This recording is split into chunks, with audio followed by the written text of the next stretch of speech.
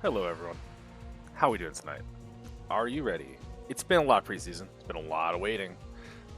But you know what? I think it's actually just time for some CPL 8 regular season. Week 1 games. First match of the week cast of the regular season. I'm Saetzero with balance instead of Neblime. But it's glad to have you. How you doing, buddy?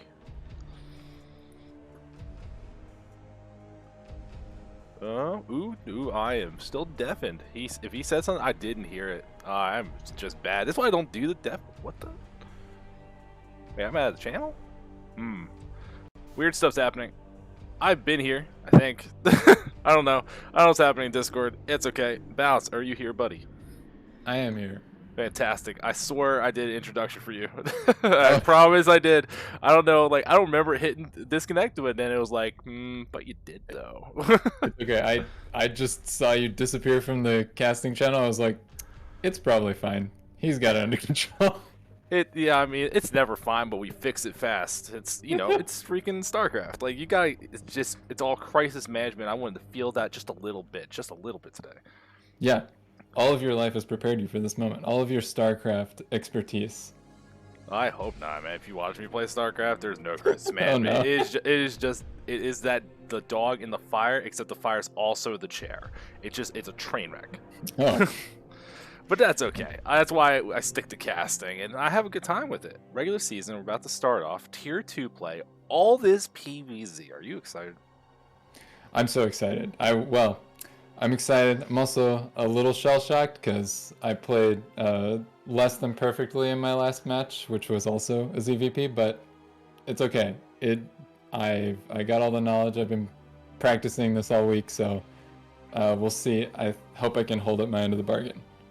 Yeah, trust me, you're going to carry me. I got no knowledge here. It's just all entertainment. It's no big deal. Now, if you guys aren't aware, we do this twice a week, at least. You know, we got the cast tomorrow as well. What groups are we doing then? I have no fucking idea. We will figure that out tomorrow. That is a tomorrow Justin problem. I got no idea right now. But what we do have, and I saw it on the calendar, there's casts from Forte. There's casts from Cold Warp Gates and from Nightcat and just a whole bunch of people. So many casts going on. If you're not in the Discord, I don't know what you're doing. There's going to be so much action. Make sure you keep your eye on that official streams chat. You know, get everything you need. Looks like we're going to keep up how well we were casting the preseason right into the regular season. But honestly, I'm ready to just get jumping right into it. Our first game, Neo Sylphid. It's going to be a good one between Benno for GOSU and FakePromise for the Lettuce Attack. Alright, in the 12 o'clock, Purple Zerg, it's FakePromise representing Lettuce Attack. Lettuce Attack. It's been a long day. It's going to be a long day, and that's okay. In the bottom right, in the red Protoss, it's Benno for GOSU. Do you remember what GOSU stands for? Gloriously overpowered sexy unicorns, I think. Absolutely correct. I had your back regardless. I had to look it up though. I was like, because I was setting up the stream, and it's like the overlay for the name just shot straight through everything. I'm like, I guess you're GOSU all season. That's what you guys get for picking such a ridiculous name. Yeah, I only remember because I was staring at it for so long when I was doing some of the graphics work. It was just the icon, the Flash, Jaedong, and Bisu on unicorns. Pretty epic. Yeah, no, I think we had some good team names this season. A lot of interesting stuff. I actually love the pun of Lettuce Attack. I'm not a pun person. You hear me growing Neblime's rhymes all the time, and I know what just happened. I couldn't stop it. I just couldn't stop it. I was like, oh shit, no. No. I've been completely infected. Oh crap. All right, that's it. Stream's canceled. We're not doing it. Yeah, go home, everybody. Pretty normal from Zerg so far. Just overpool. Most standard Zerg opening in this matchup. I do this most games. Whenever I deviate, I go into that style of play where it's like you're actually thinking through things and not using muscle memory, and so my decision making like immediately tanks. I hope Benno knows something about the timing for this scout that I don't, because This feels very bold, like almost having the money for a Nexus and then the Forge and Scout. So you're going the wrong direction, unfortunate for them. And you're like, by the time you got there, you have no idea when that pool is. Like, your hatchery is going to be like halfway done by the time you see it. If you're going to be this crazy, just Nexus first. Yeah, I'm a little surprised. I was also expecting the Nexus to go down, and it kind of looks like. Ooh, okay, they built a cannon first. I was about to say 6 Lings on the way, so that would have been pretty sketchy if they'd gone for Nexus. Turns out.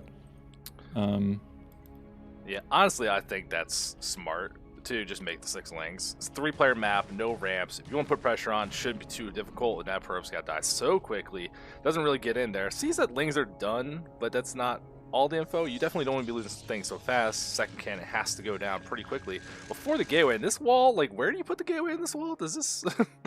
I don't know. It's the gate. I assume the gate fits to the right of that forge. Yeah, it looks a little off to me, but they always look off to me. I have no idea what I'm looking at. I guess that looked okay. The terrain on the right side just throwing me off. But Lings are here. Ooh, is he going for the cannon or the run by? Oh, I don't know if he can do this. I think he could if he pulled the trigger right away, but unfortunately, like, you saw one Link die almost immediately. Second one, like, followed suit, and it was very, very delayed on the commitment to go in. Kind of the worst situation possible. You could have saved the Lings or got it done, but unfortunately, not what we're seeing here. We're seeing, yeah. Interesting decision to put the third hatch at the natural here. I wonder what this is in preparation for. Well, I saw this happen in a preseason game, and I actually do think it was Benno that did it, if I remember the player right. Because I remember it was around this kind of tier 2 level play that I saw it, and I thought into my inner thought of I'm pretty bad at this game. What would this make sense for me to do if I was playing against something like this? 3 hatch Hydra. It makes it easier to defend, like less stack defense, less points of attack, so that like little zealot can't move to the third and put pressure on. Now, I don't know if I like it that much. I think when we saw it, it didn't work out as well as I would have liked to see. But we'll see how this game goes out as the Nexus is done. And, you know, damage could have been so much worse for us, but everything going okay so far. And we do have another Probe Scout seeing what's going on. He'll leave. Creep colony, no second gas at the natural. I don't know what's Good Service doing. What do you got for me? Still no tech buildings. I'm not super sure either. They've had money for Lair. They passed money for Hydroden. Another hatch goes down. This is pretty greedy.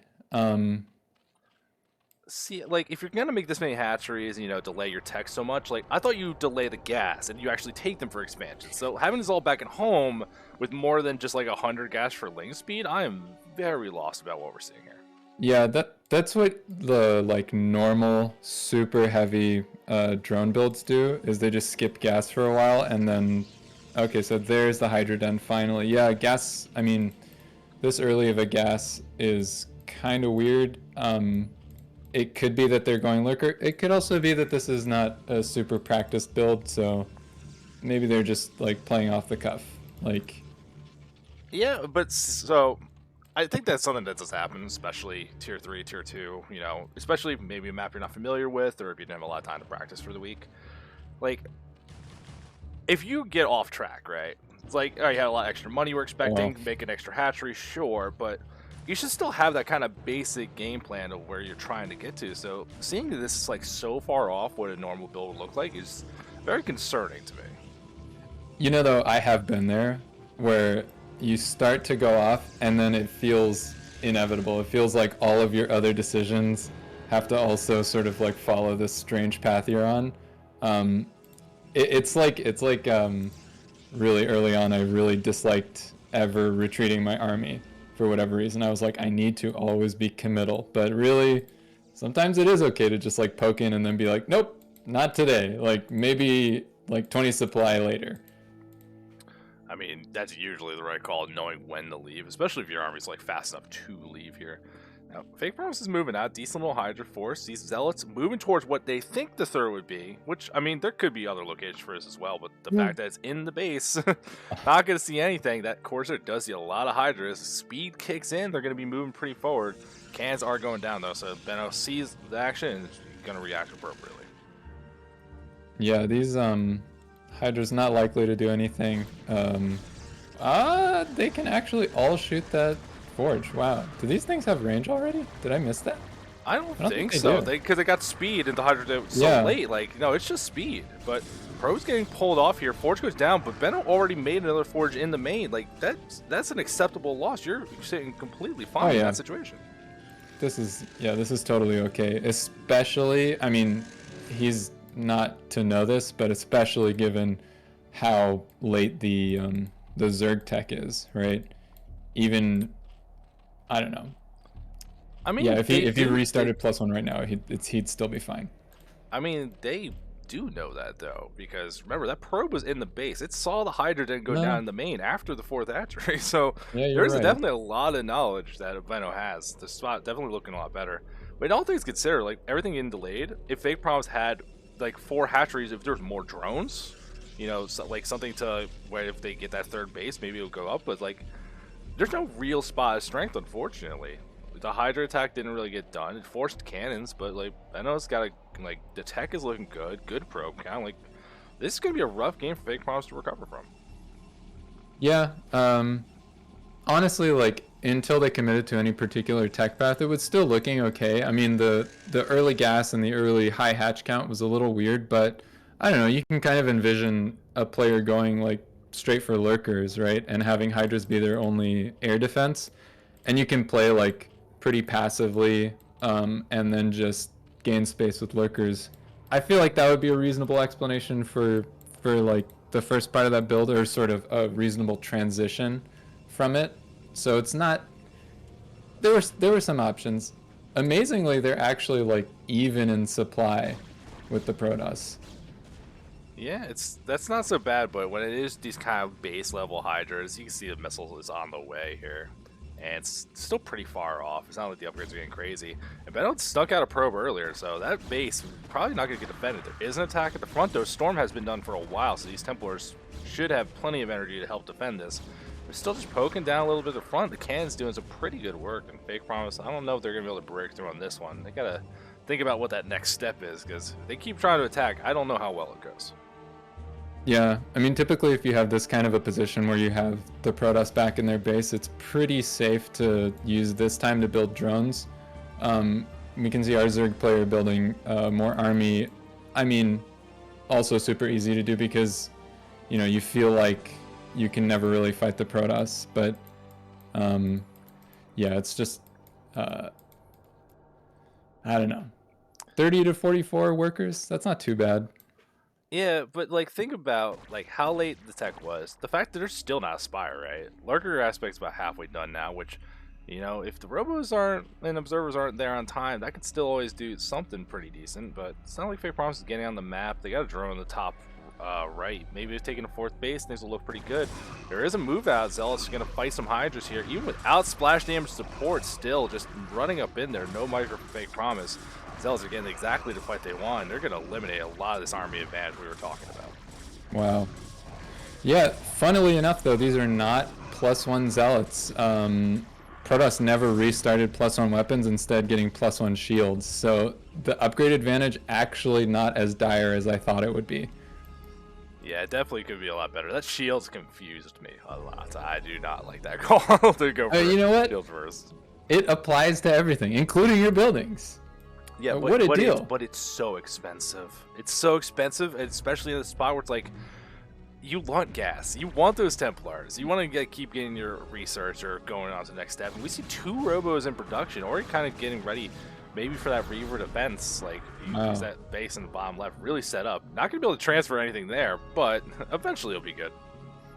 I'm going to be honest, I don't know why more Protoss don't play heavy Reaver styles. I personally have huge issues with it. I just can't get through my head how you're supposed to play against like a reasonable Reaver player.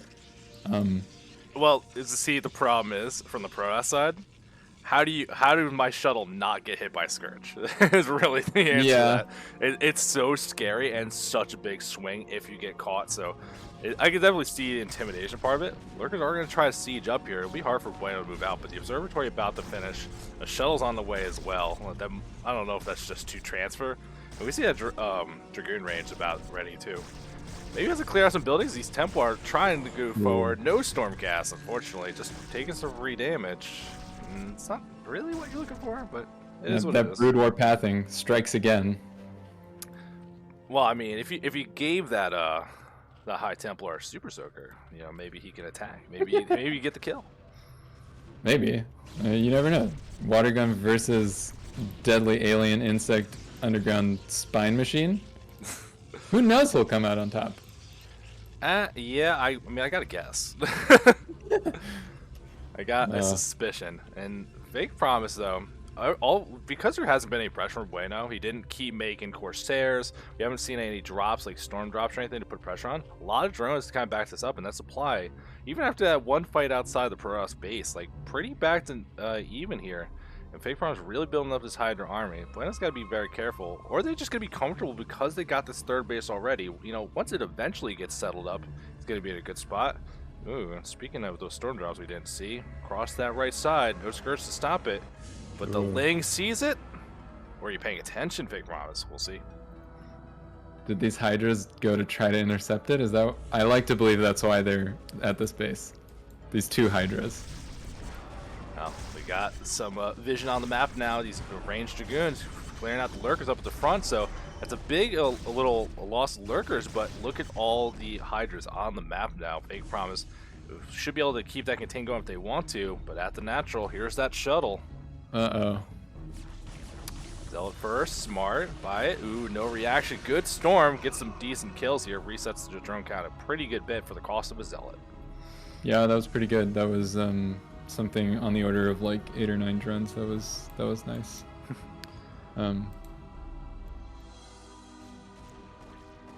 Yeah, he stopped pushing forward with his Hydras too. I was sort of expecting him to like, okay, so he's kind of poking in, sniping some Templar, really nice actually. Almost gets a second one. I mean, still you're baiting out storms for pretty low commitments here. This isn't so bad what we're seeing for FakePromise. And you see the Hydras going again and really trying hard to snipe these Templar, doing a pretty good job of it. It takes some damage, you're getting some storms out, and still that main force of the army is still alive. Good storm going to slow that one down, but FakePromise attacked with everything. This would go so much better. There's not that many Zealots here, but so much is just on the map not being used. Yeah, I really like the little Hydra hit squads. I'm not super sure they should have kept going after that. They sniped all the Templar. Maybe you just get back. Although he's getting some free goons. This is not a great fight though. Yes, also, these are +2 Hydras. I didn't even notice. Yeah, and it's still +0 weapons for these Protoss units, so it's not like goons versus Hydras is the greatest thing you want to be dealing with. If you're falling behind on the upgrades, like they're gonna lose value very quickly. Wow, FakePromise just in a basically macro practice map, just 4 SH, 5 SH, 6 SH. Well, I mean, it's a lot of army here that even like, because we look at the supply, it looks pretty even, but the worker count, there's definitely a giant army advantage for FakePromise. There's not that much defense anymore. Yeah. Storms and blows have been run out, and Templar really haven't been made that much here. All the cannons up in the natural go down. They're going to be able to get in the veins, start killing off the production. This is a really bad situation for Benno.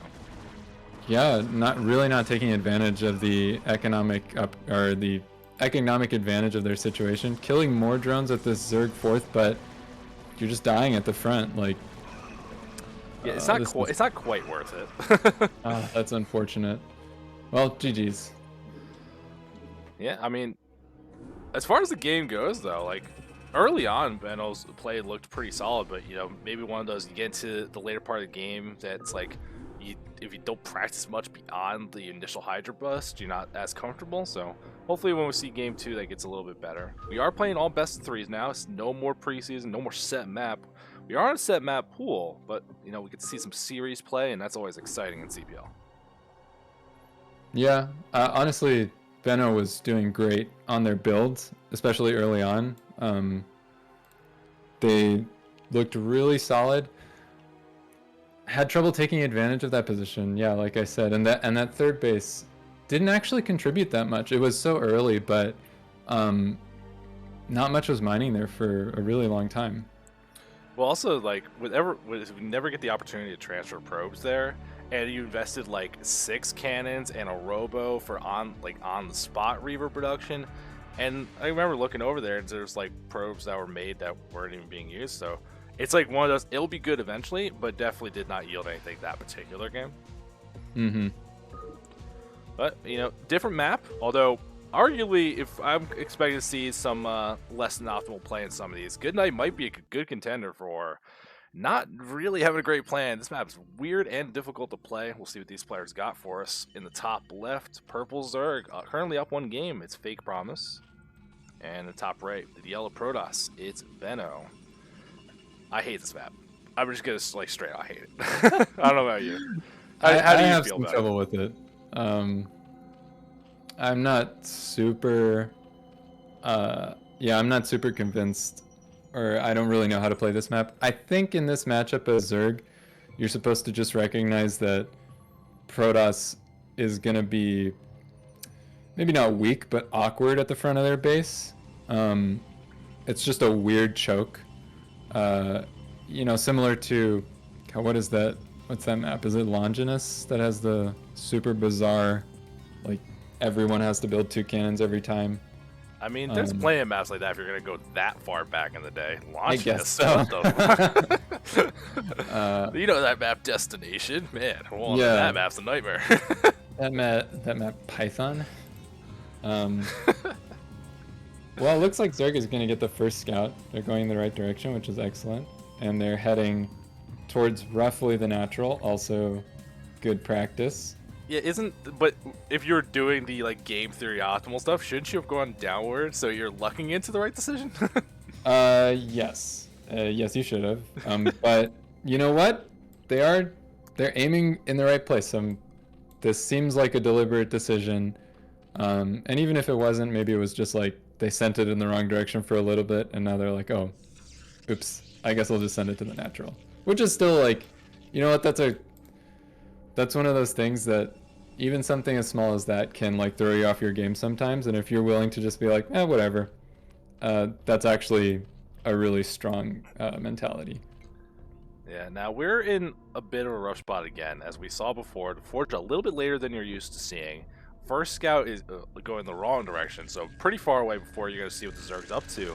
So I think we're going to see those blind cans again, and I think this might easy. Oh no. Well, hold up. Oh, it is SirGlinG. This could be troublesome.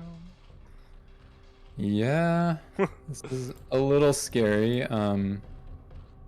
By which I mean this could be a total disaster. Well, we'll see. We'll see. You see what you did to the chat? They're just naming old ass map. Look at this dude is Longinus. The only thing going. Oh no, he just saw Protoss with the Overlord. Puts down the second cannon though, Yeah, but look at these lings. What are they doing? No, these lings are on vacation. They went to see the cliffs when they're supposed to be doing their job. Oh. I mean, their job is to stay alive. They're animals. They don't have jobs. Oh, sorry guys, we're back.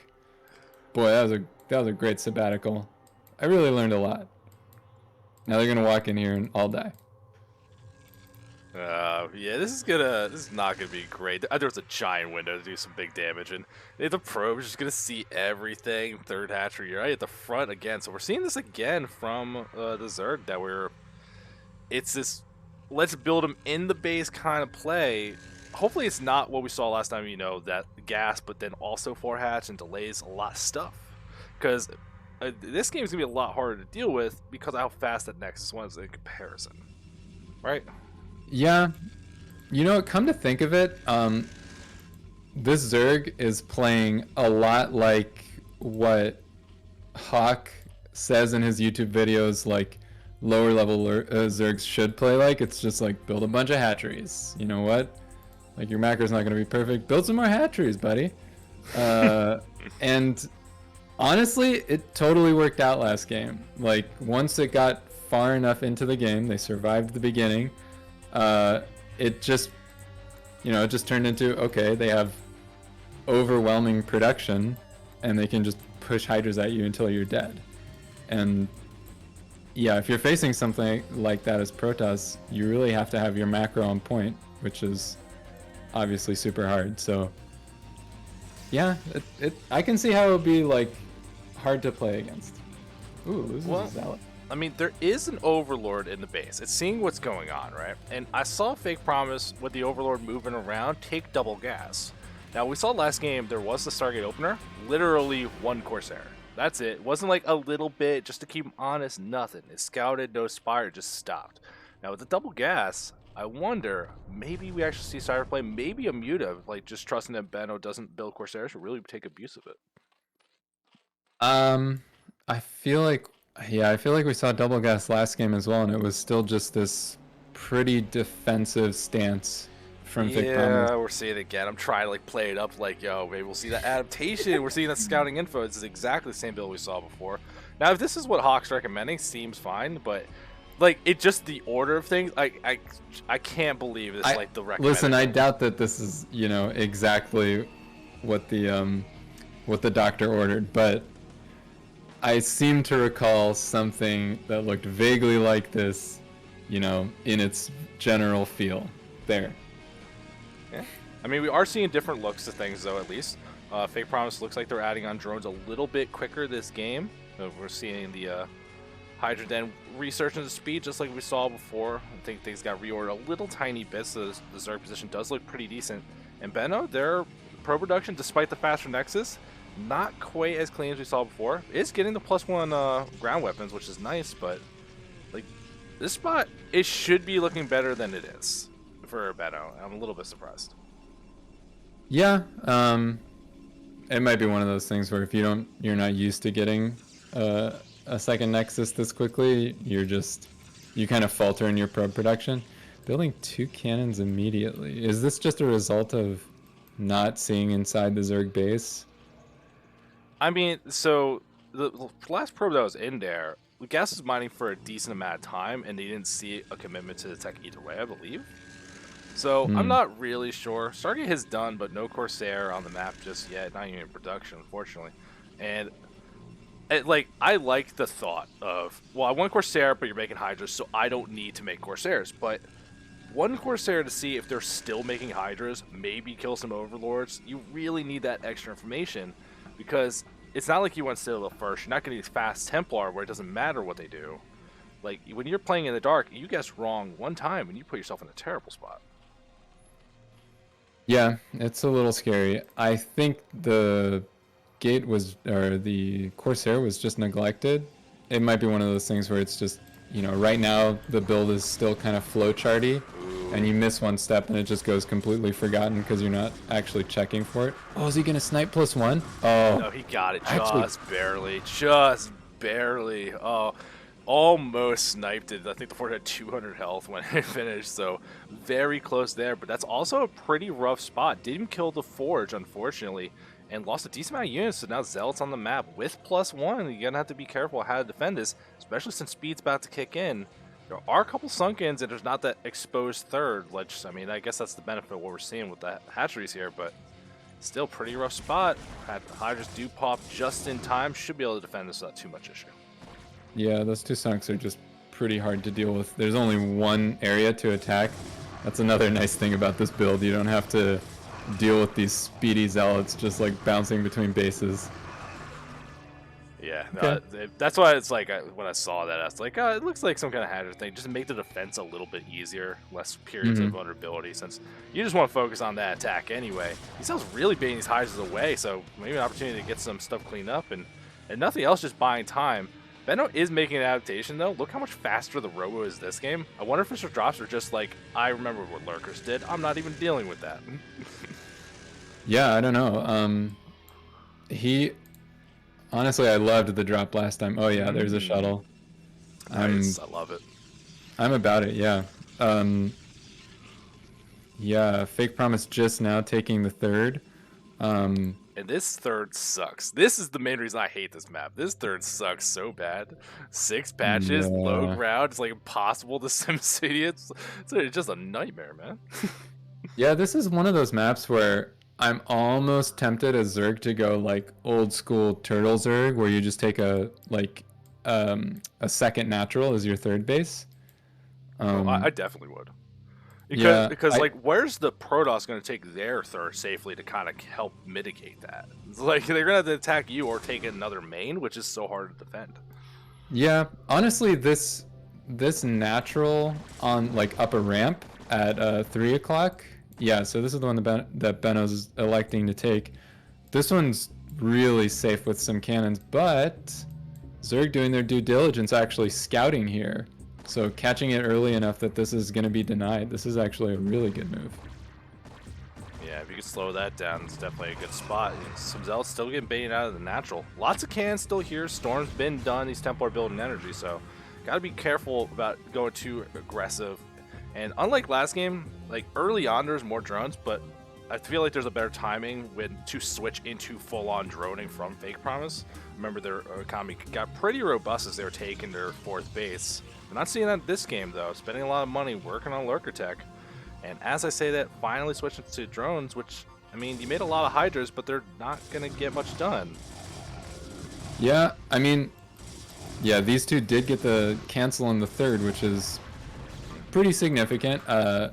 It would have been, yeah, they could have done that with fewer Hydras, but it's, you know, if you don't play this matchup a bunch, or really any matchup, it's hard to not be scared all the time because of just those few traumatizing moments where you're just like, oh, I lost the game. Yeah, I think this matchup, it does that better than almost every other matchup. Both sides just like, man, Hydras and Mutas, and it's like Storms and DTs and drops, as we're seeing one go across the top side. And unfortunately, there wasn't a Ling to see it this time. Let's see if FakePromise reacts quicker. You might know it's coming. There's a lot of pressure here at the front. Templars. There's only one Templar to natural, because once on the drop, the defense is going to be a lot harder to do here. Ooh, Storm here going through. It's a decent amount of drones. Only gets 5 kills, though. Not the best one I've ever seen. And starts losing some of the defense at the natural. Has to be careful. Yeah, okay, Zerg sniping a few cannons. This, okay, Templar doesn't hit much this time, but still got energy for another storm. But even just this ground force from Protoss, like not losing that first upgrade means that they're just about to have 1-1, which is going to be, I don't know, although Zerg with this double Evo also has 1-1. Yeah, I'm a little bit concerned though, because like there wasn't that switch into making drones. We're seeing a lot of Hydras on the way, but while like some of the defense at the natural was weakened, like you didn't kill that many units actually. Well, you can see there's a decent amount of gateways trying to produce. Benno is floating a lot of money. If they were producing better, I think it'd be in a good spot. I don't think it's that third really causing the problems, but ooh, the armies are going to move around each other. Multiple paths here can get confusing. And this, Oh my Benno's gosh. going to be so careful here not to just walk in a real rough spot. Okay, he sees it. That probe just catches it, I think. Actually looks like he's going to take a pretty good engage. If these Templar don't get caught out, okay. Ooh, that second storm definitely doing a lot of damage here. These Zealots doing a lot of work. Although the Hydras did again delay this third base. Look at all these lurkers. You will not get in this base. I refuse to let you. Wow. I love that. Yeah, I don't know what they're... Maybe there's like pirate treasure up here. I mean, like, it's clearly the base that Benno wants to take, so, you know, maybe not the worst decision to really kind of lean into it. Storming, as they hatch, it does heal the lurkers when they finish, so no, doesn't do the damage you're looking for. Gotta kill the X all the way, or you don't waste your time doing it. Still, take a lot of damage. Observer's already out in the field, and you can see FakePromise, these fights are not going their way, and since they're so committed on army, they're in a terrible spot right now because of it. Yeah, it's 46 applied to 114. This is looking way worse than last time, and it looks like this Templar drop is coming in for round 2. Yeah, it peaked for round 3, but there was a faster reaction this time, though. Ooh. Unfortunately, gets some more kills. I think we're up to like 9, maybe 10 now. So that Templar definitely doing its job. And you can see the problem with not having a Spire. 2 Scourge could have ended this forever ago. But instead, we're seeing creep calls being made. That's not the move you want to see, but hey, it is what it is. Yeah, it's a really hard call to make, but a little bit ago when FakePromise had, you know, a more healthy Hydra count, that was the time to just, you know, just drone and drone until you catch the Protoss moving out, basically. I mean, that's not exactly true, until you have a healthy drone count. But yeah, I'm so sad. Like, they have so much production, but they just can't utilize it because they waited so long to build up their economy. And look at another weakness of this third base that we're seeing. So many entrances. The FakePromise tried to take the high ground. It's like, if you go up here, you're in a great spot, but you can just loop around, as we saw Benno do. So his army just sieging through. There's no real defense here. Decent amount of Hydras, but Storm's still hitting, still doing the damage they need to. This doesn't even look like war. This looks like agriculture. This looks like Protoss is just farming equipment and the Zerg is the farm. Hey, I mean, that's fine. We could trade that game after how Benno lost in game 1. Running it back in game 2 seems good, and hopefully there's a little bit of change from FakePromise, because the build in game 1, I mean, it got the win, but I think Benno's reacting a lot better, making some changes, so it's going to be on FakePromise when they go into game 3 to make the adaptations they need. I'm just happy our first series is going to that game 3. So yeah, what a treat. Maximum StarCraft, that's what we're here for. Maximum StarCraft. That's what I signed up for.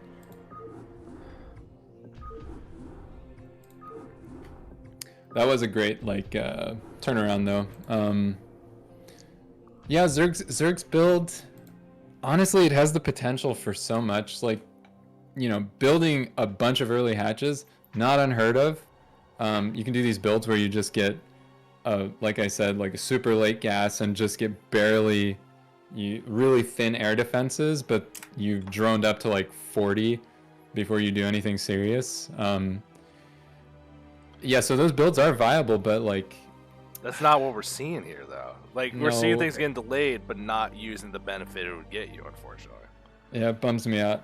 I shouldn't say it bums me out. I feel sorry for Zerg. I feel bad for them. Anyway, I'm sorry. Zerg apologist. Players. I'm ranting. Save me. I mean, I'm not gonna save you. We're about to go into butter. I don't know what the hell's gonna happen here. But it is game 3 of our first series of the night. We got a whole bunch of tier 2 action, so hopefully you guys are having a good time. In the top right, in that purple Zerg, FakePromise. And the bottom right, in the white Protoss this time, Benno. And like, how is this the map? The week 1 map pool? It's like, all right, we're doing, like, you know how there's like normal maps in our map pool? We're not doing any of them. Like, we're doing the weird stuff, all the weird stuff. Honestly, I like both maps 1 and 3. Butter, I'm having a lot of trouble with it, I'm not gonna lie, but I don't hate it. Oh. Okay. So, I got logic for this, but you're the Zerg player.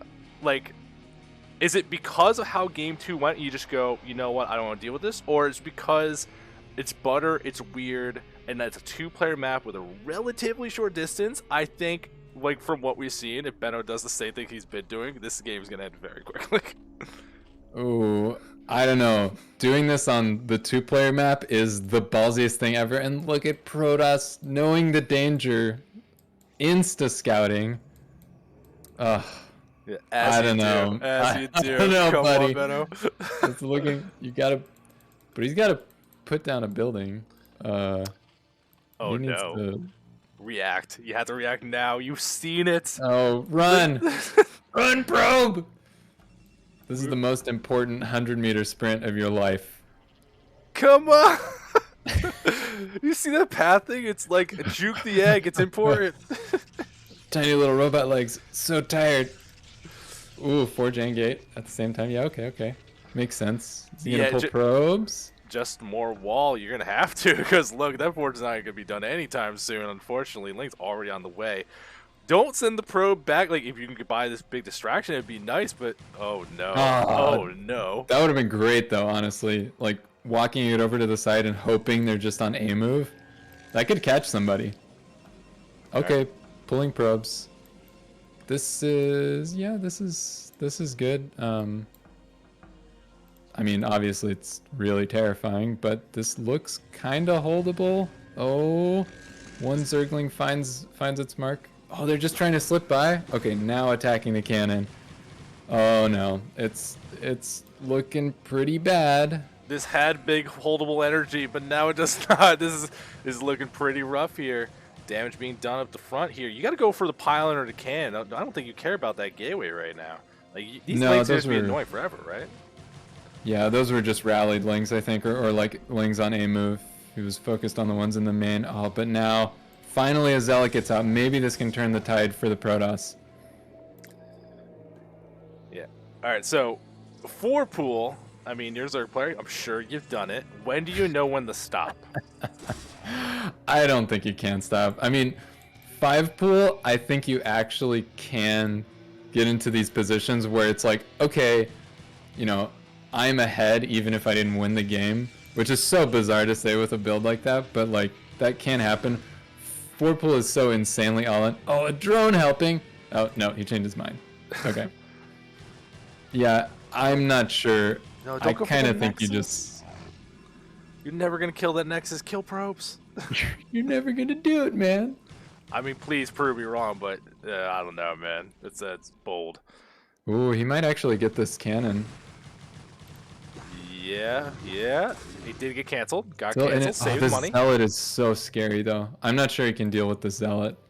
The funny thing is that, like, until this cannon gets up, it's still kind of a stalemate of a game because it's hard for Protoss to, like, defend this and build more probes at home. So technically, you're still, like, hurting them economically. But this is pretty bad for the Zerg. I mean, Benno's got so much money at this point. Make more than one. Was it actually a surround?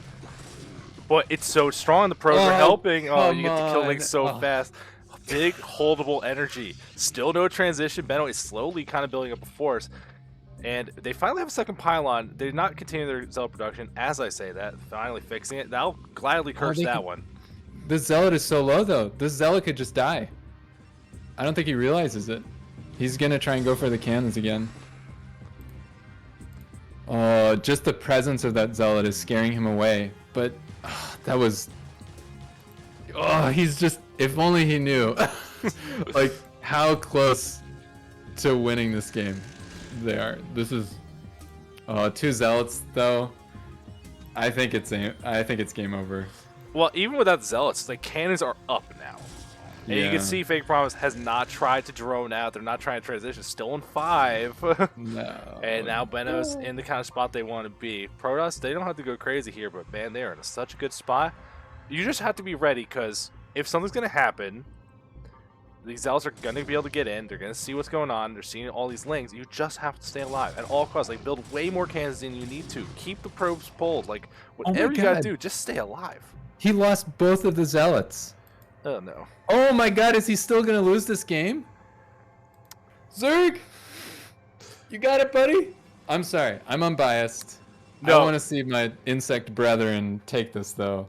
This is the most insane 4-pool game. All right, so I don't know. For clarity, what team are you on? Are you on one of these teams? No. Okay, just making sure. Of course. This is why you want the 4-pool to win. Okay. Okay, like, technically, it's a very suspicious name in the circumstances. But I promise I don't play like this. Sure. This is epic, though. I kind of wish more people played like this. I mean, I think Butter, we're going to see, oh my god, why is this probe so loud to get out? It's going to get such good scouting info here. Alright, we're finally seeing drones being made. We're getting gas right away. If you're Zerg here, like, it's another hatchery, and you try to just go, like, Ling speed, hold on, do you have to get a lair because you're about to die to, like, any reasonable tech? Like, what is the move here as Zerg? Because it's just, you don't have enough of anything. What do you prioritize? Oh god, it's one hatchery Hydras. Oh no. I really thought that was a hatch at first. I was not expecting a Hydra den. Wow.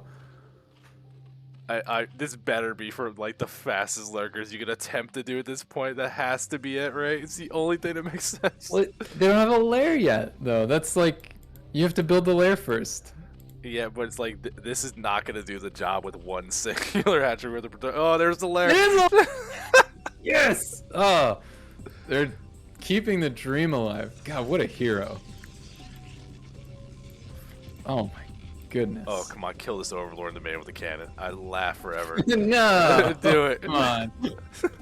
This poor Zerg. It's probably, well, there's a goon being built anyway. This overlord's just dead. Well, there's two. I assume. Oh, are both the overlords dead? Oh, sad day for overlords everywhere. Unless that goon is Dumb. Oh, it's I mean, they are dumb. They are very dumb. Lings do go back to retreat, so, you know, not trying to hold that contain much longer, but, oh man, this is a supply block you cannot afford right now as Sir. Yikes. This is going to be terrible.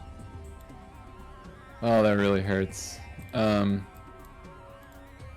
Yeah, I was expecting, given how, like, hatch happy the FakePromise was games 1 and 2, I was really expecting just hatcheries behind this. But maybe they saw the wall and figured, okay, I gotta knock those buildings down. I don't know.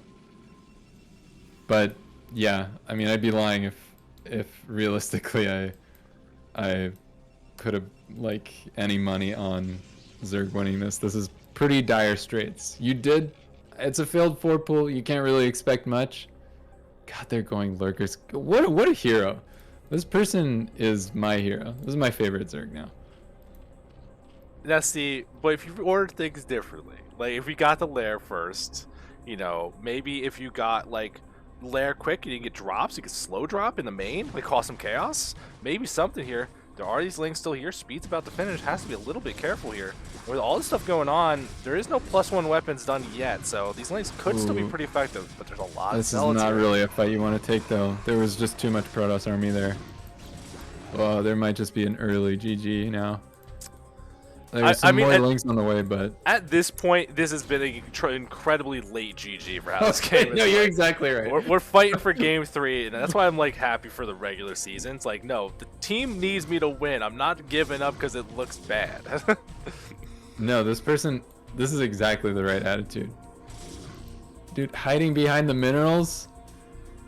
Okay, it's fine. I mean, it is fine. So lurker aspect finished, right? But we have no hydras or lurkers being made. Yeah, well, I mean, it's because they were forced into these. You can't wait for hydras, like unupgraded hydras, to defend this. So I think building lings, yeah, strangely enough, it's the right choice despite this insanely late, like tech timing that they're trying to go for. The thing is, like, as you were saying though, had this been a little earlier, yeah, you just change the sequencing a little bit, and this is a real build that can kill 2 cannon walls, like 4 lurkers and all lings.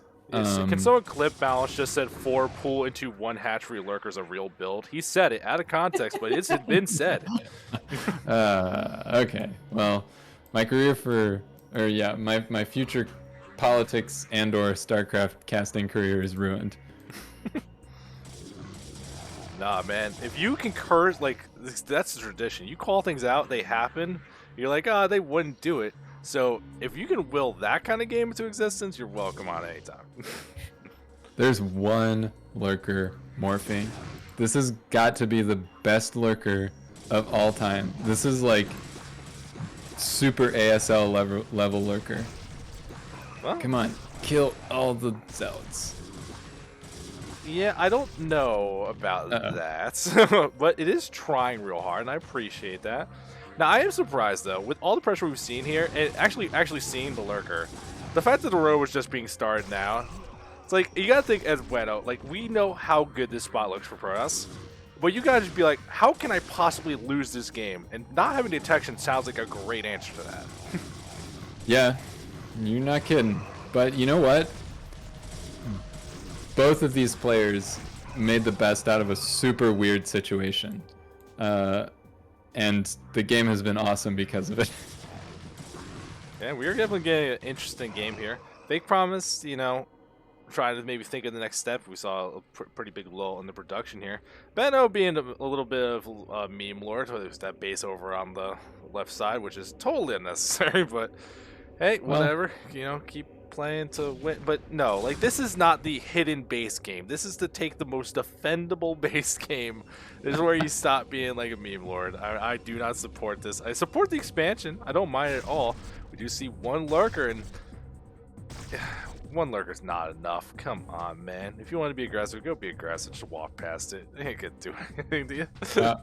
Actually making more lurkers too. Yeah. Is the plan really to just like lurkers, man? I guess the plan is literally just hide behind lurkers and drone. Yeah, we got some drones building now. I mean, all right,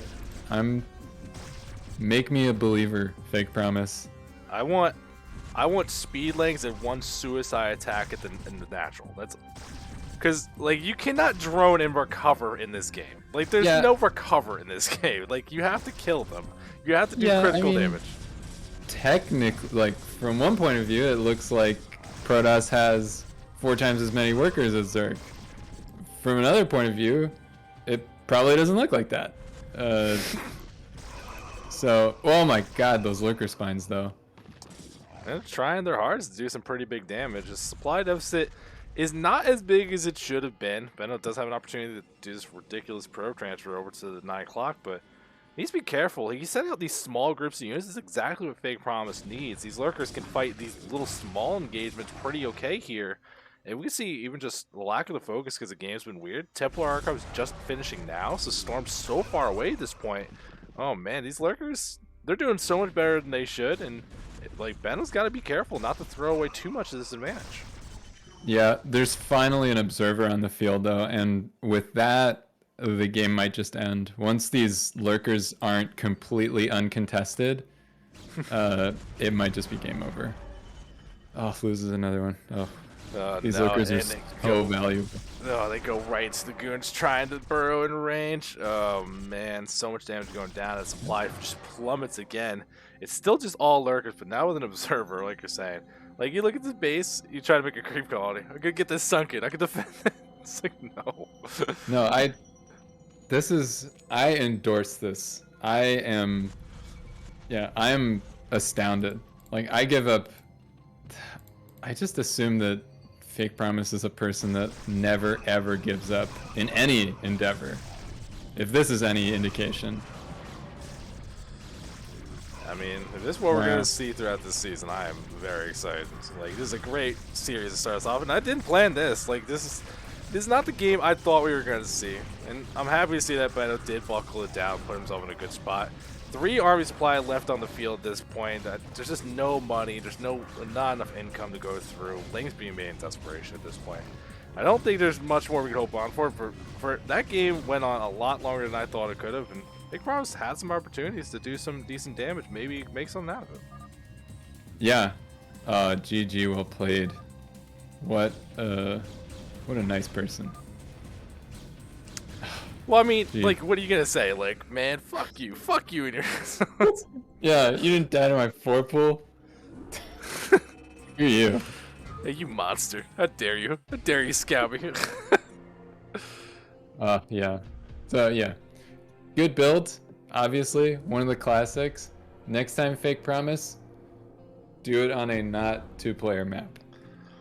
I mean, given what we saw in the other games, it could have worked in the other maps with how late the forge was. So, oh yeah, maybe some sound advice. But that does mean that we do got a win on the board for the GOSU.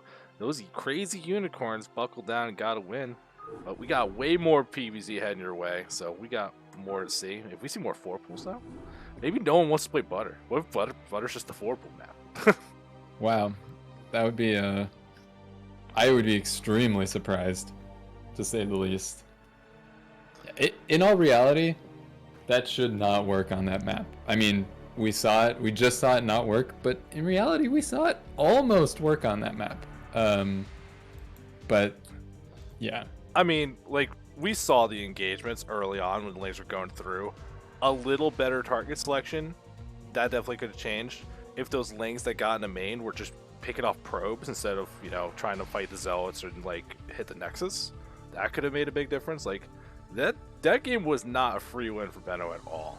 He kind of screwed through that one and just managed to survive long enough.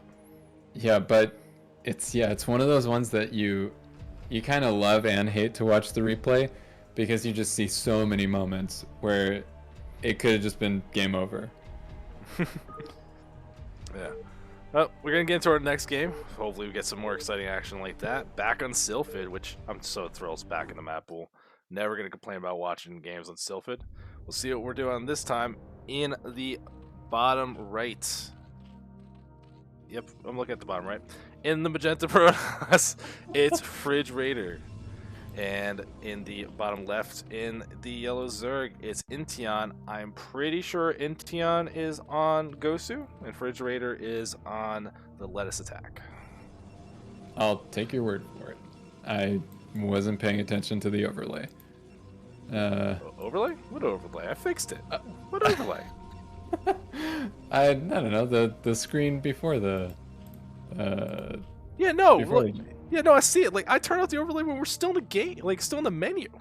What overlay? I don't know, man. I just the screen where it said the Yeah, no, I'm more yelling at the chat. I see overlay. It's like, no, I'm being good right now. I'm doing stuff. Oh, I gotcha. Oh, Twitch glitched out. Whatever. Don't listen to Lightstorm. He's nothing but trouble. Yeah, I mean, he's a bad influence, but a fun Zerg player. You know, we'll see some of him this season, I'm sure. Now, oh gosh, undoubtedly. So this series gotta go way different, right? Like, the Protoss gets the first scout this time. We'll see what you need to. Another overpull though, as you do.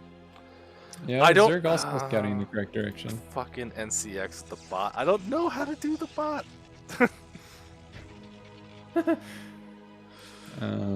Forge first from Protoss. How do you feel about this build at this kind of tier level?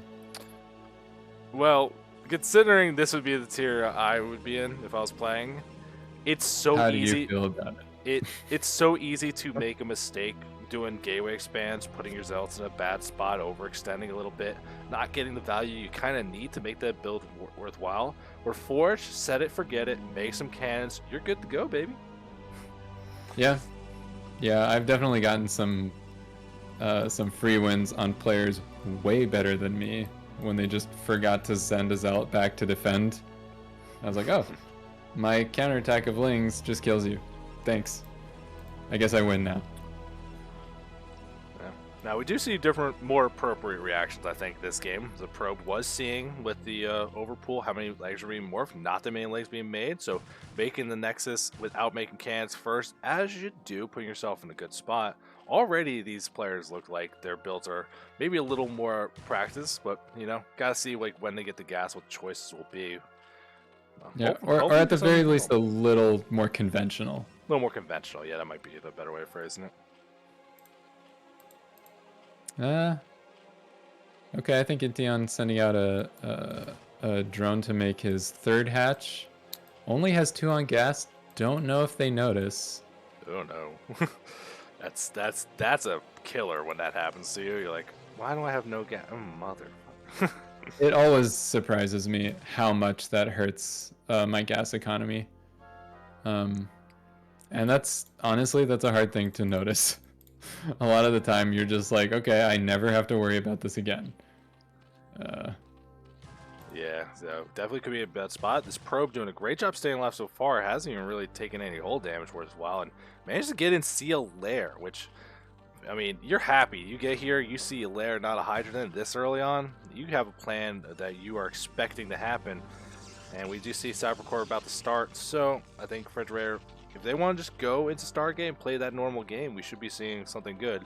It's going to be on Inteon. Are they actually a meta player, or are we just going to see that you looked up Wikipedia a decade ago and it still recommends that the 5-hatch Hydra after getting some Scourge? I mean, that's still a really solid build, right? It's a little hard to get all the pieces to fit together like they should, but yeah, it's a super solid standard build, and it looks like Inteon's doing pretty well. They got their gas. It felt like a little bit early. It felt like they didn't quite have the minerals they were supposed to. But you know what? Making the best of it. Lair just popped, so Inspire actually they were about to place it, and the drone had second thoughts, as drones sometimes do. Oh, distracted by the zealot maybe. Yeah, this is not bad though. We got Zealot getting some information, a lot of links being made here, so that should give some map control over to Inteon. We still don't see that Spire here, and I'm actually kind of wondering what the plan is going to be. Getting this fast layer but not making the tech, you know, kind of a weird spot. Stargate does finish up. I keep looking at this drone in the corner, man. It's like, what's going to happen? Is there going to be something awesome? We'll see. A lot of lanes up at the front though. Only one can. Probe's getting pulled just to make sure it's not that hard, not that easy to run by, but there's just no grounding. If you want to, you it's could. There, it's happening! Yo, it's happening. Oh my god. Oh no, it's in vision though. I mean, God but are you paying attention? Yeah, it's true. I mean, yeah, of course you're paying attention to that. That's insane. I mean, who knows? It's possible you don't look super closely at your minimap, right? And you just miss this. So far, no actual reaction to it, but they may just be waiting until it finishes. That's sometimes like a way to counter troll. It's just like you chill out of vision, then you just let the hatch finish, and then you kill it. So they're guaranteed to lose 300 minerals. Yeah, I mean, you could do that. Now, the problem that we're seeing here that I'm worried about, right? This Corsairs did not scout. It's like, I'm just going to kill your overlords. If there's shenanigans, if I supply block you, shenanigans aren't going to happen. And we're seeing like a Hydroden go down. If this is like meant for like backdoor lurkers, like that Hydroden could have been done ages ago, so you can finish your lurker aspect. Like, I don't know if this is just like, I'm going to make lings and if something great happens, awesome, and that's it. Or is this like a really committed, like crazy play, the tier 2 Age, if you will. Oh no, the Sayer's scouting it. Oh, he finally finds it. Oh. Okay, it's unlikely that this gets anything done now. But a lot of defense has gone from the front. Maybe this was the plan the whole time. Not really enough ZerGlings to capitalize, unfortunately. Why are you hitting this egg with a ling in it? Oh. Well, there's your front, man. Like you said, lings can go in through. There's still 3 cans. There's still some ground forces, but a couple lings get in. There are still zealots in the main here and 1 can in the main mineral line. So while prepping up for some other defense, has everything they need. That little move from Inteon was cute, but unfortunately didn't get anything done. Oh man, I'm bummed. That was amazing. I have no idea what map you could even make that work on. Ask Age. I'm sure he knows with a certainty. Ooh, the Corsair does go down. Yeah, I mean in this, well, you know how there are some bases where it's like, you know, you wouldn't see the hatch until the creep started spreading. Well, that's like you remember, what was it? Polaris Rhapsody? That would work. That means huge. Yeah, that's a good example of one. There are some examples. Okay, we are getting. These are. I don't think we've gotten. Have we gotten range for these Hydras? I don't think so, because like you haven't had the Hydra Den that long. I don't think you would have blown through both your Hydra upgrades just yet. So unfortunately, I think Inteon's just trying to play recovery after an. Yeah. Like, was that planned? I need to know if that hatch was planned, or was that like, oh, the drone's alive, he didn't notice. I got a brilliant idea. And that's like the easiest way to throw a game away. It's like this opportunity to do something you've never practiced, and it's just a giant commitment. It's like, yeah, unfortunately. It's so tempting now. Oh yeah, you gotta do it. Of course you gotta do it. Yeah, I've definitely been guilty of that before. Also, it didn't work. No surprises. But I've been there. But yeah, this is looking like normal from Protoss and pretty stymied from Zerg. it kind of feels like they had a game plan that just went a little awry. This late Spire feels like, you know, you're trying to fill in the gaps and get to where your build should be, but, you know, at this point it's I don't know, unless you suddenly decide to build a bunch of mutas, it's kind of Yeah, it's definitely a little rough spot of like, it's just everything got delayed in a way that's like your Overlord speed's delayed, so these +1 stairs are actually gonna like be pretty threatening. We got all these Zealots on the map, and it's like all your other tech got delayed. Just small investments here, killing off some Overlords, and right for the mineral line, just going for the drones. You can even lose these Zealots. There's a decent amount of gateways back at home, and there's so many slow Hydras in the middle of the map. They're not gonna be able to get back here in time. This is a great move from FridgeRaider. Yeah, that group of Hydras is just sitting at the Protoss third, kind of biting them right now. They had no defenses at the natural. I'm sure the Sayers scouted that at some point, and Protoss took full advantage. Just walked straight in. Look at this supply block, having to make 6 Overlords just to barely recover out of it. Jesus. And still finding more. You're losing Corsairs in the process, but honestly, at this point, worth it. It's like, where are the Scourge? Ooh, DTs. Yes. Sick. Oh, what a game. No, this is awesome. This is awesome. great play from Protoss, honestly. They took all the advantages offered to them. And now they're just making Zerg pay. Yeah, this is a rough spot. I'm sure every Zerg has been here.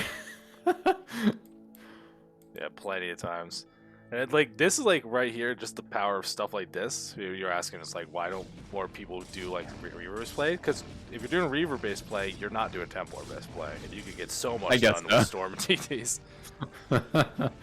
Yeah, I guess you're right. I hadn't thought about it that way. Wow, 12 drones in production. Really, like, trying really hard to recover. This is actually a very good instinct to try to cultivate. Like, you lose a lot of drones, you try to instantly remake them, and similarly, you know, refill drones when you're building buildings and stuff. You just got to remember when you have this worker deficit that you need to replenish.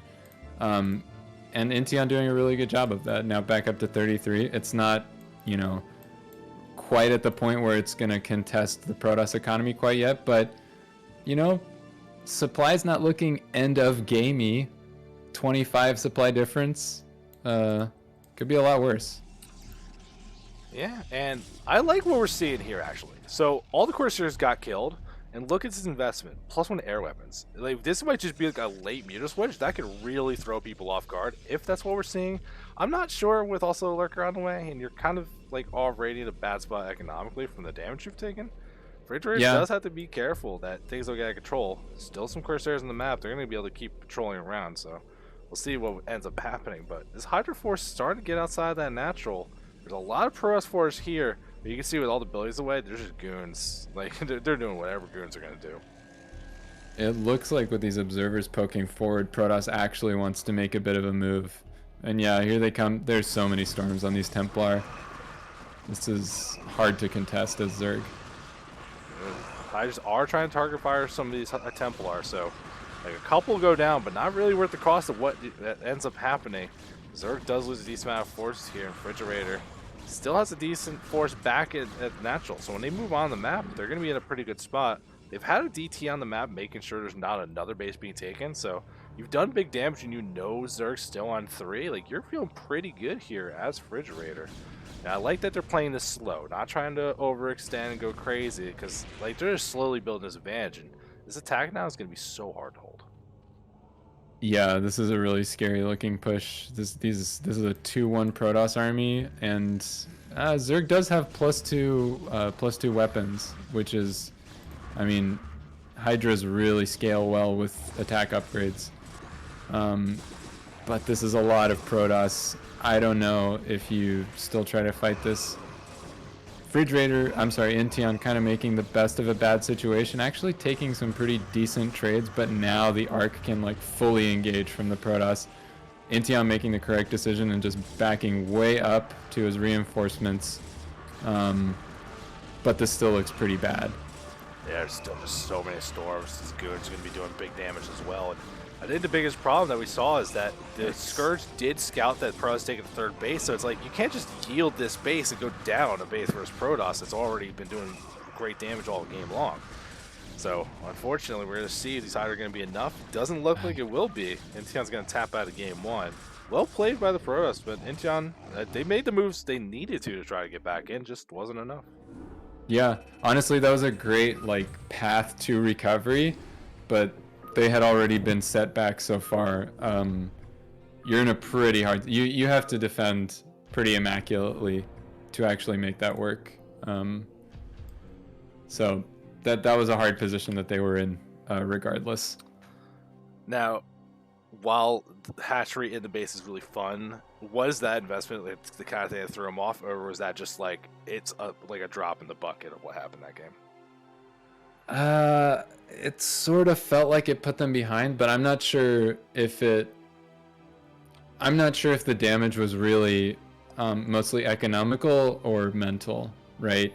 Because losing 300 minerals super sucks, but given how they recovered later from that deficit, I don't think it was like unwinnable from that spot. But I get the impression that happened and they were just like, oh my gosh, my crazy gambit failed. Now what am I gonna do? Yeah, well, I mean, we'll see if that ends up happening again. Good night, different map, 4 players, and you know, I wouldn't mind like Inteon after things went down. Like the defense didn't look that bad. If they wanted to try that turtle style here, like see if they can make that work. That sounds like it'd be a pretty decent plan. But we're on game 2 in the bottom right, in the yellow Zerg. It's Inteon, and in the top left in the magenta Protoss, it's FridgeRaider. Yeah, cross positions this time. If Inteon decides to change their opening up, could be good for them, but that's a brave call. FridgeRaider, though, last game looked like they were doing the correct thing, responding to seeing not that many ZerGlings by building a Nexus first. They'll probably have the edge early game, I think, but we'll see. I don't know. I've only seen one game of Inteon. Maybe they're prone to like mega Ling aggression every now and then. I mean, Lings are strong. It's not the worst plan I've ever heard of. That's like what your style is. Now, I will say, I don't mind when players have some kind of style like that they really want to lean into, but knowing when to try, it's like, I don't think this is gonna work. I shouldn't try it.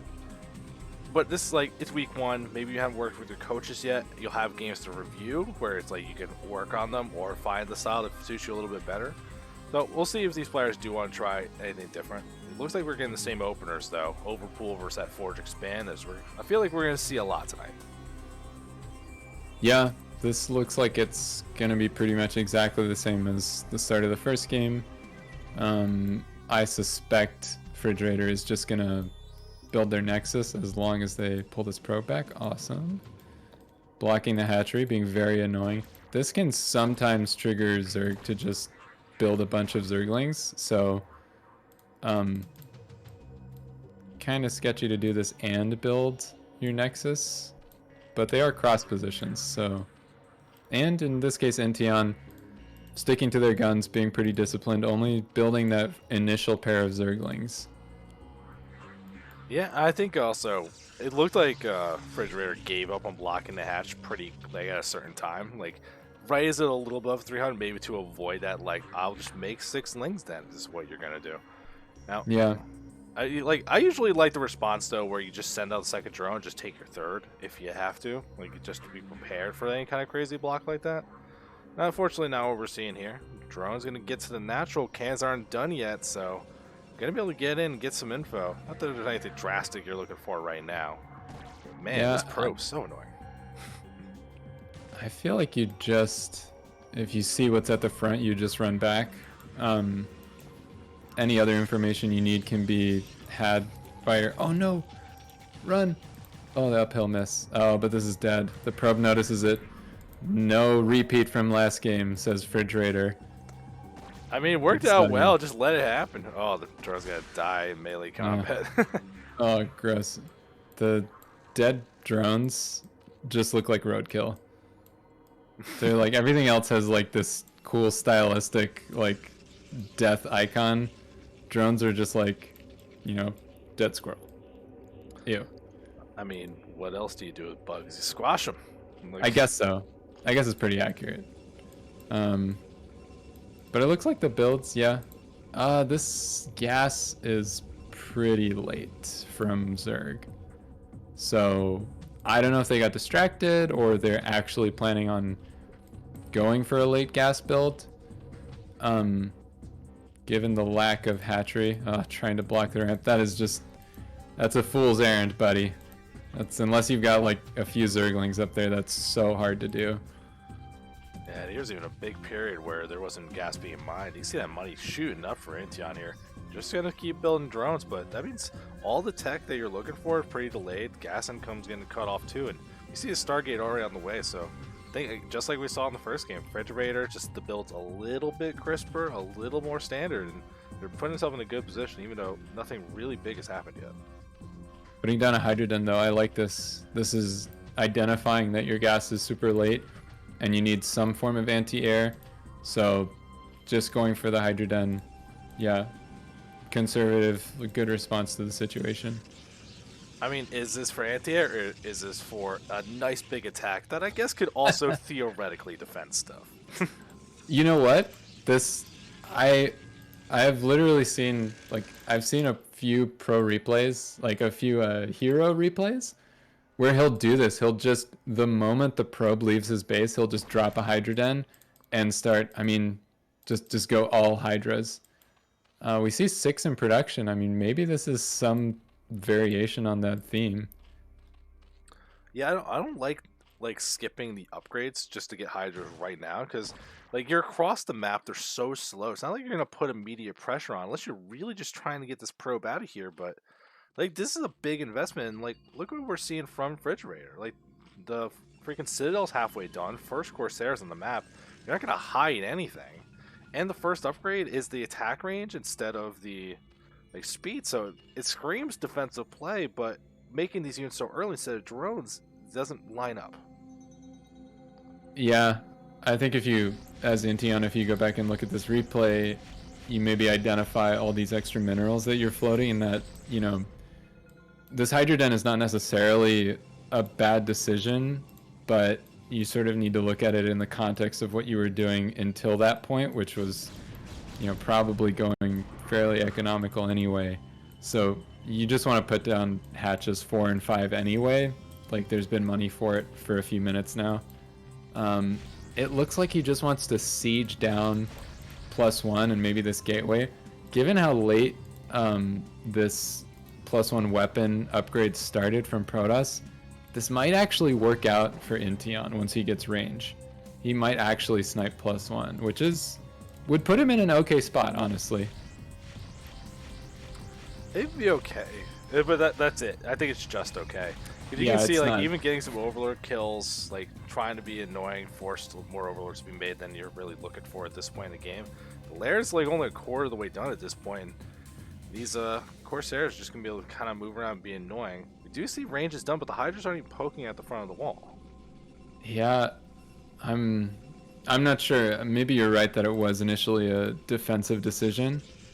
In danger of losing some Overlords here. Hopefully doesn't bleed off too many. This is a pretty painful loop to get stuck in. Yeah, especially because by time, look at the Zealot legs. Storm's now like pretty far along as well. That was +1 weapon, so there's gonna be a big like group of Zealots that are gonna be able to move out pretty soon here. And you're just slowing down production, being annoying. Like, these Hydras aren't doing what they want to be doing at the front. It's like the soft contain, but with the Zerg has to fight these Zealots eventually. It's going to be so problematic. Does lose a Corsair, but still, that supply block's been pretty real, and there's those Zealots. Yeah, just as you say that, they come out and, like, initiate the Protoss meat grinder. And it's not pretty. These are FridgeRaider doing his impression of a chipper shredder. Excellent. Just throw him in the shredder, man. Yep. Doing well so far. I don't think he's lost has he even lost a single Zealot?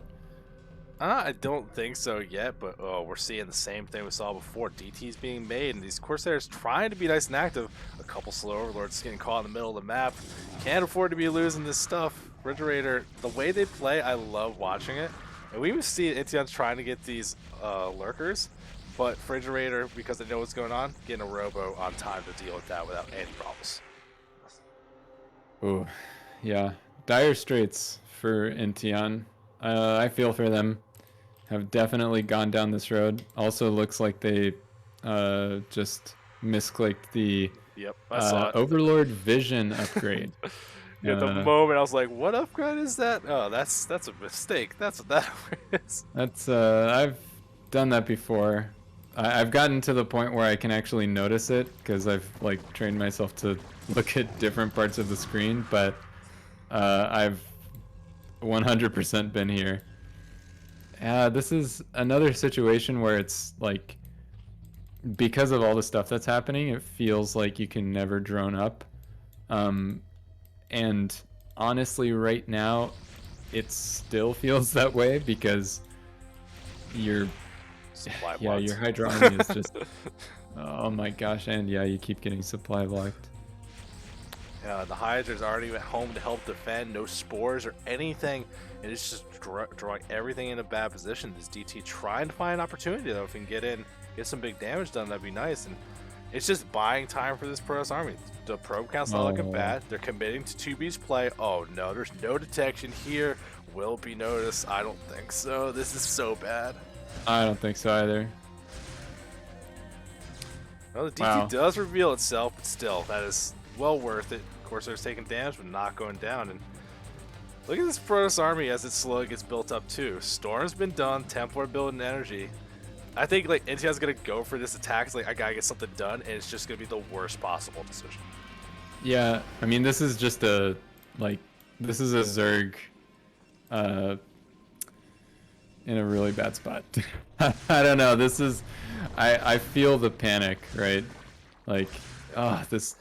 You gotta run your drones, even if you've got stuff there to kill the DT. The fact that it one-shots things. In Vision, it got 7 more kills. Oh man, that's so brutal. Yeah, this is looking obviously so bad for Zerg.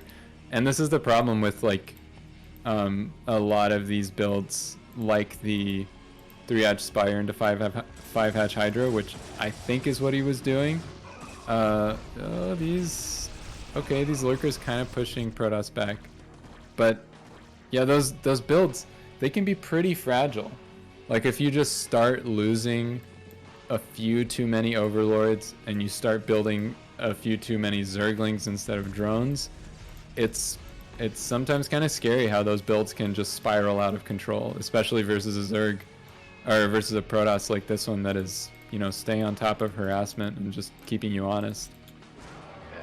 And it's like the only opportunity was that the observatory did get forgotten about during all the harass. There's a little reprieve for the observers on the map, but after that, like Inteon hasn't been making more drones. They're trying to make army, but you can see that supply gap is just pretty monstrous at this point. And this for us army is just gonna be too strong to deal with. Whenever they finally decide to move out, they're about to have +1 armor too. It's just all the time is lining up perfect for FridgeRaider.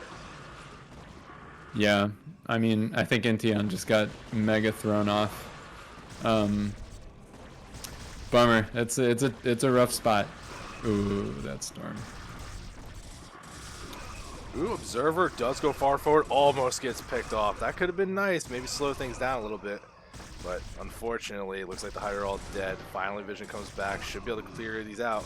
Gotta be so careful with this observer, but even at this point, as it dies, it's too much stuff for Protoss. Well, he doesn't actually. He's gonna have a storm very soon for it. Oh, kills it anyway. Okay. Yeah, I mean, 14 workers. It's just building Hydras. I mean, this is like, yeah, trying to get as much possible out of this, but fighting uphill, you're like a third of their supply.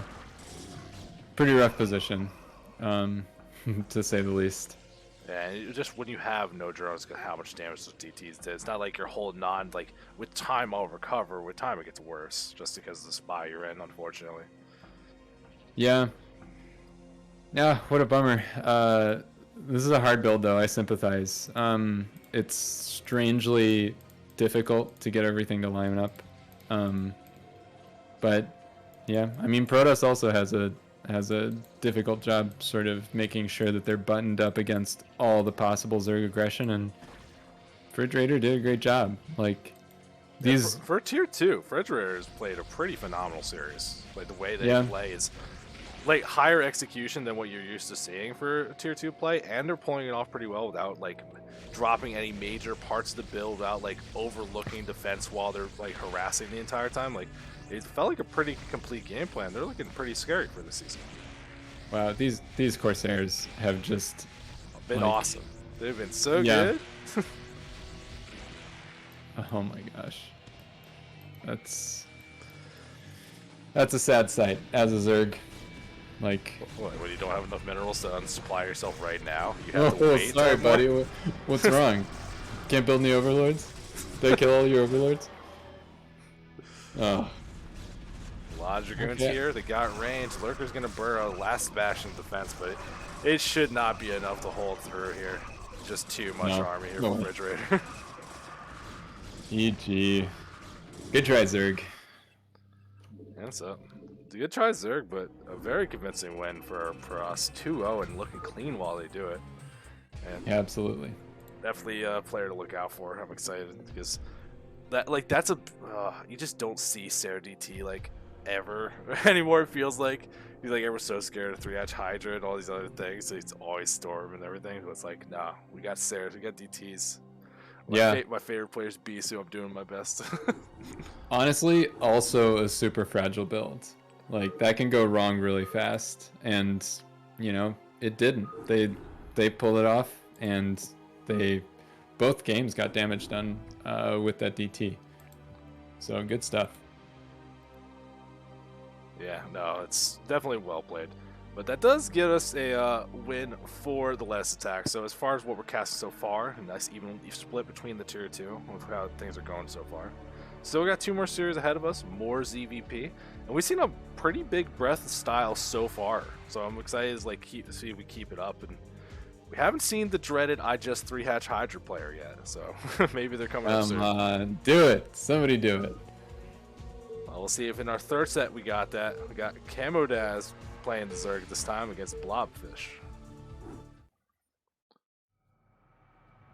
Back on Sylphid for game number 1 in the top middle. In the purple Zerg, it's CamoDaz for Team GOSU and their unicorn nonsense. In the bottom right, in the white Protoss, it's blobfish for the Leonix attack. And I feel like every Zerg is just like playing purple. I guess as far as the color, it feels like I keep seeing purple in like every one of these games. I don't know why that has not even registered for me. I can't remember the colors that the players were last game. CamoDaz with the God Spawn though. This base mine's so fast. I think if you're going overpool, you can get like a 113 or 112 pool. Yeah, this base is so nuts. So maybe they know that and will take advantage of it, or maybe they will know that and play normally. I don't know. Well, I mean, there's always opportunities. 3-player map, no ramps, small distances. If you want to be aggressive or do whatever you want, this map really enables a lot of opportunities for you to play however you want. And we'll see what these players want to do. Seeing the pylon fast scout, I'm expecting another forge expand. And CamoDaz, I believe, tends to play a little bit safe. There's that overpool, as I'm expecting. Overpool, yeah. I was, I think, on CamoDaz's team last season. And yeah, I'm excited to see how they're playing. I don't recall much of their play because my memory is just always bad. So then how do you, if you have bad memory, how do you remember like the builds when you play? Is it all just like instinct? You're like just doing stuff on the fly, or? It's very difficult. I won't lie to you. It's a very hard task. But yeah, through much grinding and just getting it into muscle memory. If I have to think consciously about it, I'm doomed no matter what. Ooh, actually pushing this drone away. That's kind of tilting. And look how much money you CamoDaz actually back it up to. That was a good block, and you can just see all the time here. Now, the probe, like the Nexus started pretty aggressively. The probe didn't actually see if there was lings on the way, but still, you're slowing things down plenty. You don't have to rush to that first can, getting that Nexus up. Already things are looking pretty good for blobfish as far as these openers go.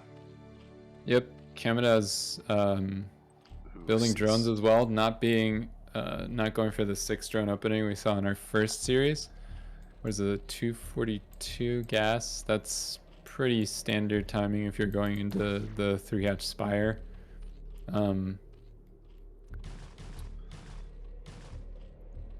Yeah, looking pretty standard. And even though that natural was pretty delayed, got the 3rd more or less on time. The scouting probe is dead. You know, could be worse for Zerg. Yeah, it really does not feel like a bad spot at all. I always just curious because, you know, when you're thinking about if you're getting Hydras, if you're going Lair or whatever, like this top right base, I know it's close, it makes it easier to defend, but it's just never the base like you want to take. Like, I guess it's okay, but I don't know. It just feels weird. Yeah, I mean, you can go for the mineral only as your 3rd as Zerg in this matchup, particularly if you just go like very heavy Hydra pressure. Like, I would expect to see this. Okay, we do see a Hydra den actually, so this kind of makes sense. It's closer. You don't need the 3rd gas nearly as early. So in this case, it is kind of sensible, and this gate is way far forward, so it's pretty easy to snipe that.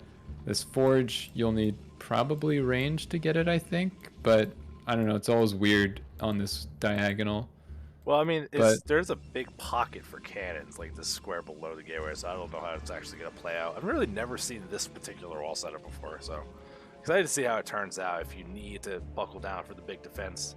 Pro doing a great job trying to stay alive, and you see these lings are trying to make sure they can't get in the main and just really see what's going on, but start getting in the way. Corsair should be able to get the scout info you're looking for, and CamoDaz, like, are they going to really lean into his Hydra den? It seems like they might. Drones are going down. They're to get to that critical, infamous number that no one wants to deal with. Yeah, I mean, this is just, like, pretty textbook 973. And the fact that it's not scouted, awesome. Even if it is scouted, if you're just hitting your timings, you can still, like, as long as you cancel +1, you're still okay. You build back up to like 5 or 6 hatches, you get your lair, and you kind of go into a normal game. But the only difference being that like your economy is like hit a little bit, but you kind of make up for that because the Protoss made a bunch of cannons, and the Protoss also has a slower +1, so they can't hit this super scary timing. But yeah, I don't think Protoss knows this is coming. Yeah, it's a little bit scary, especially seeing the air weapons. Not that I'm like totally against it as the idea, but usually if you think this is coming, that's gas you kind of don't want to be spending right now for something like that. We do see more Corsairs being made as well. It's going to slow down add-on gateways. Does see Sees the Hydras. Yep. So that's why you at least need that first Corsair. See what the hell's going on. And range is about to be done. Gonna start poking forward. Zell's getting pulled away from the wall. Cannot afford to throw away units right now. That's a nice pickup. Now you can start really sieging down stuff. Trying to go for the forge here. Needs to be careful. Scooch these back. Oh man, that's a weirdly hard task, honestly. Getting Hydras to behave when you're trying to push down a wall. I'm sure it's the same thing as like Dragoons trying to hit a bunker without getting in range of it. Yeah, it's just like, yeah. StarCraft units in general are just super troll. Okay, still can't find that spot where he can actually poke away at this forge. This is now looking less than ideal. CamoDaz hasn't started any more hatcheries. It looks like he's just okay. He's building drones now though, so not super all in. Trying to transition out of this. Is he gonna snipe this? It looks like he's gonna. Okay, so he does get that It cost him a lot of Hydras, though. Yeah, honestly, the spot doesn't seem that bad. Now, what I am concerned about, though, is like trying to transition out, it's fine. We're seeing Hatchery being added on, but with Lair not even like remotely close to done, and the Temple Archive's about to finish up, if blobfish wants to try their hand at doing some Corsair DT stuff, I think you have a good opportunity to kind of really be annoying for a good period of time. Yeah, you could really make the Zerg sweat and like defend multiple locations at the same time. I think CamoDaz needs to put down an Evo or two, capitalize on this upgrade advantage that he's gonna have. Okay. Oh, pull your Hydras back. Oh my gosh. Getting that gateway is not so bad, but losing all the Hydras for another can beyond that. Like, they're going to have to kill some of that stuff to get the army out there anyway. You're doing Protoss a favor. Yeah, this is, that was not ideal. And now there's a Templar here. Yeah, I mean, obviously that was not an intentional attack, but yeah, you're just not touching that front for a while now. It looks like CamoDaz feels the need to build up some more Hydras. I think that's fair. I think maybe looking back at the replay, you just see that Protoss doesn't actually have that much. I don't know if that's a function of they spent all their minerals on cannons, or if blobfish is just, missing his macro a little bit, but their money seems pretty much under control. So I don't know, maybe as CamoDaz you look at this and you're like, okay, I can just build some drones, like maybe one round of drones. Yeah, I mean, I like the move to at least try to take the 4th base. You're building up a lot of minerals, just throw it on hatchery. If you lose it, you lose it. It's really not the end of the world here. But blobfish is starting to build up a little bit of an army, and CamoDaz, they're floating a lot of minerals, but the gas income's pretty rough here. Finally starting to mine from that natural. I saw the extractor finish, but not mining, unfortunately. Lurker aspect is about to finish, but the Robo's pretty close behind it as well. So blobfish should be prepared for whatever CamoDaz is going to do. But they're starting, like, I wonder like how defensive CamoDaz wants to be here. If they're going to plan for another attack sometime soon, or you're like, once you got lurkers, you can, maybe more safely drone up, force the Protoss to come out. Because they're not really even trying to like hold any kind of contain. It's just one Overlord to kind of spot if a DT moves out. Yeah, it's hard to say. I mean, I think canonically, you as the Zerg are supposed to, like, it's on the Protoss to make problems for you. But, every game is different. In this case, you're in a sort of weird position. Looks like CamoDaz is going to elect to push forward with a bunch of Hydras and morph some Lurkers in the middle of the map, possibly hoping for a Lurker contain. Is there an observatory? Yes, there is. So... yeah, but this is a pretty late Zealot speed. We're about to get finished up Dragoon range, which is nice. That'll definitely help against the Lurkers, but slow Zealots are not going to make this fight exactly what you're looking for, especially if you're trying to, cause a little chaos and land some decent storms. This Zerg army is in the middle field looking pretty strong. Lurkers are going to move forward. Goons are going to start fighting. Have to be careful not to take big. Good storms going through, though. They're a little too clumsy. Oh, the storms. So much damage. So much damage. Yeah, and just like that, it kind of feels like CamoDaz can't stay here anymore. Oh, another pretty solid storm. Jeez. Yeah, this is, this looks bad. CamoDaz still committing to this. Really doesn't want to give up this position. Trying to snipe that observer. That is, honestly, in this particular spot, a good choice. But oh my gosh, all the Hydras just melt. Yeah, you can't lose everything trying to get the observer, and especially if you don't get it. Yeah, it's not ideal. Okay, snipes it now, but there are no lurkers, so that's pretty bad. Oh, that's a lot of Templar. Jeez. Yeah, that's a lot, Templar. I like it. Build up to energy. Make Archons if you have to. Not a big deal. Canada's army, it's just not looking that good, and I don't like this repeated aggression. If you consolidated, got some lurkers up, make that kind of army like you just had, I like it a lot better. But like this one control group trying to snipe down like this, you can't afford to be losing these units right now. Yeah, this is it's rough.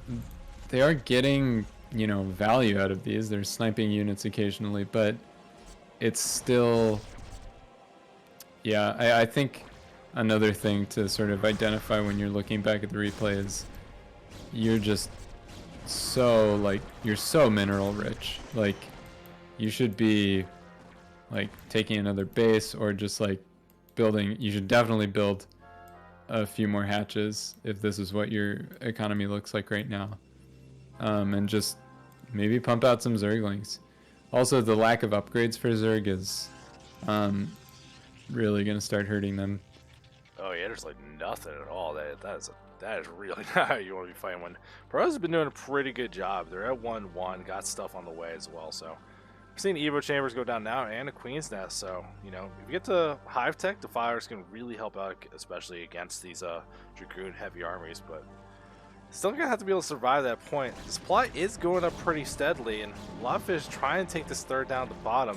Hydras are gonna move down, be able to push that out, but that means army's out of position here. Blobfish pounces right on it. Does lose the Nexus, unfortunately. I think they got the cancel off, but still. That's pretty cute. Gonna lose these Hydras though. I don't know. Still kind of worth it. Keeping Protoss on 2 bases for just a little bit longer. This is, oh, that is so clumped up. Yeah, I just want to storm. There we go. That's the storm I wanted for. Diz got it pretty quick though, so that could have been way worse. Very fast reaction from CamoDaz. Yeah, but look at that supply. That's plummeting. This fight has went so poorly. All these lurkers go down. So many Hydras and free Overlords in the middle of the map as well here. Blobfish used some storms, but still has the bulk of their army. And I think the one thing that would be really hurting this is like the macro behind it for Blobfish. I wish it was a little bit better. Not be able to take the third base, you add on a couple gateways or something, maybe instead. But still, they defended this pretty well. Should be able to take that X base they wanted, but with all the units you just killed, go put pressure on. You look at these expansions from Zerg, there's no defense. Not even Sunkins or nothing. Yeah, and you honestly, you don't even have to play blind. Like, there are these 2 Corsairs in the top right corner that have just been hanging out for a while. You can just run in here, get a peek, see that, like, not much is going on. Hive morphing. This is it's ambitious, but you know what? CamoDaz has a plan. Well, I mean, you gotta survive to the plan. That's gonna be a bit of the problem here. We see 2 Nexuses going down, so Blobfish is gonna be in a great spot as far as economics go when they get here. They still have plenty of army as well. Still, they got a little bit of the natural, but this force in the middle of the map, as long as they don't lose that observer, that's pretty intimidating for us. Yeah. Okay, we got 2 observers with the army. Okay. I was about to say, oh, 3 observers. Yeah, it's gonna be really hard to stop this army just 1A, 2A, 3Aing right into your base.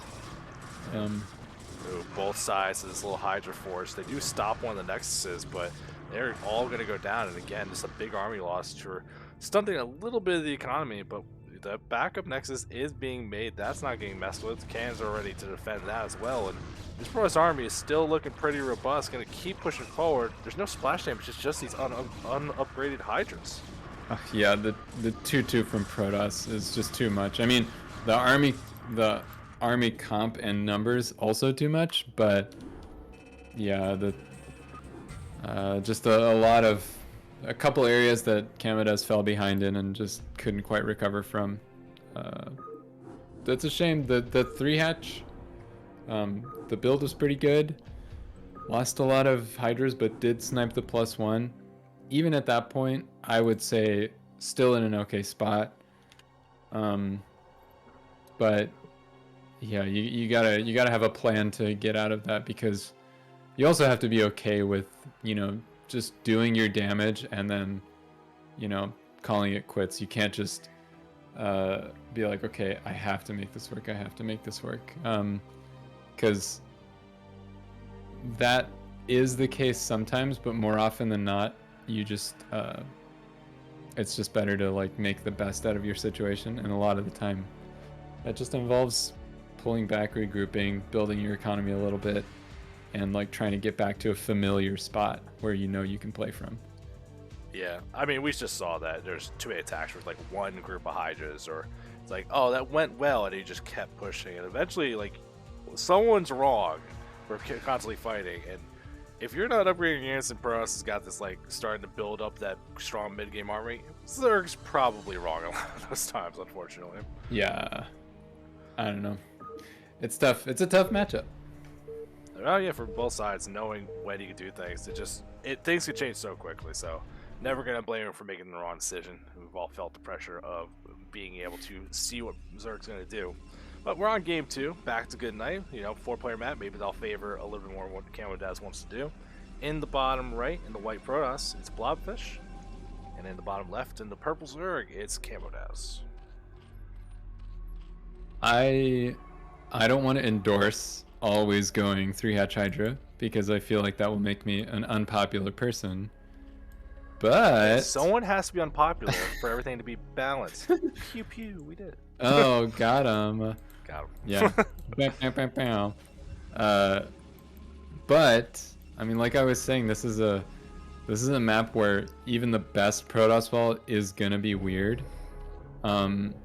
So yeah, pressuring that front when you can't get optimal Sim City, it's always gonna be stronger than, you know, on a more standard map. Yeah, I want 3-hatch Hydra or I want like Turtle Zerg. I don't want like the normal kind of 3-hatch lair.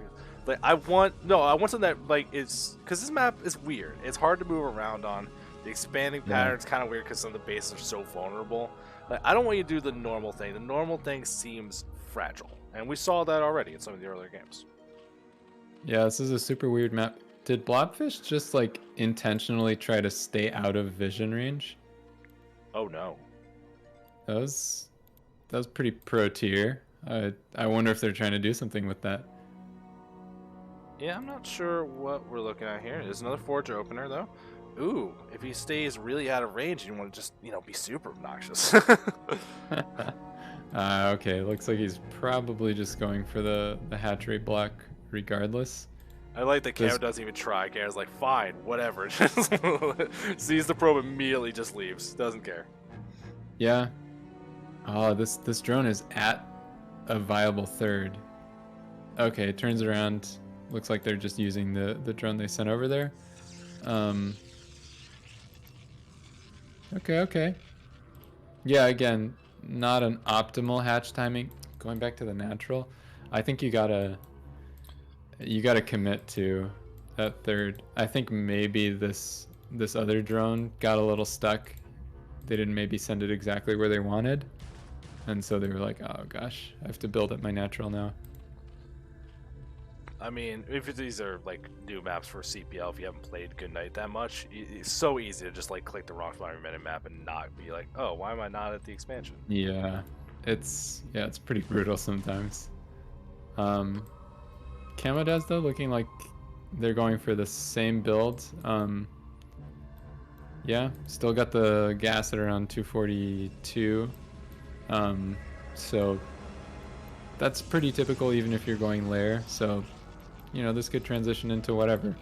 But we'll see if they want to try this Hydra Bust again. This is not an...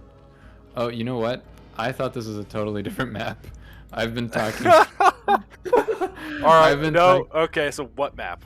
I thought, you know the map where the natural has like those 2 ramps with 2 eggs on them each? Is that Revolver? That describes more maps than that, but I guess that would be a Revolver. That's the other space tile map, yeah. Yeah, the other space tile 4-player. Okay, my bad. Dang it. Alright, well in that case... Alright, yeah, so let's talk about Goodnight, other than theoretical Revolver.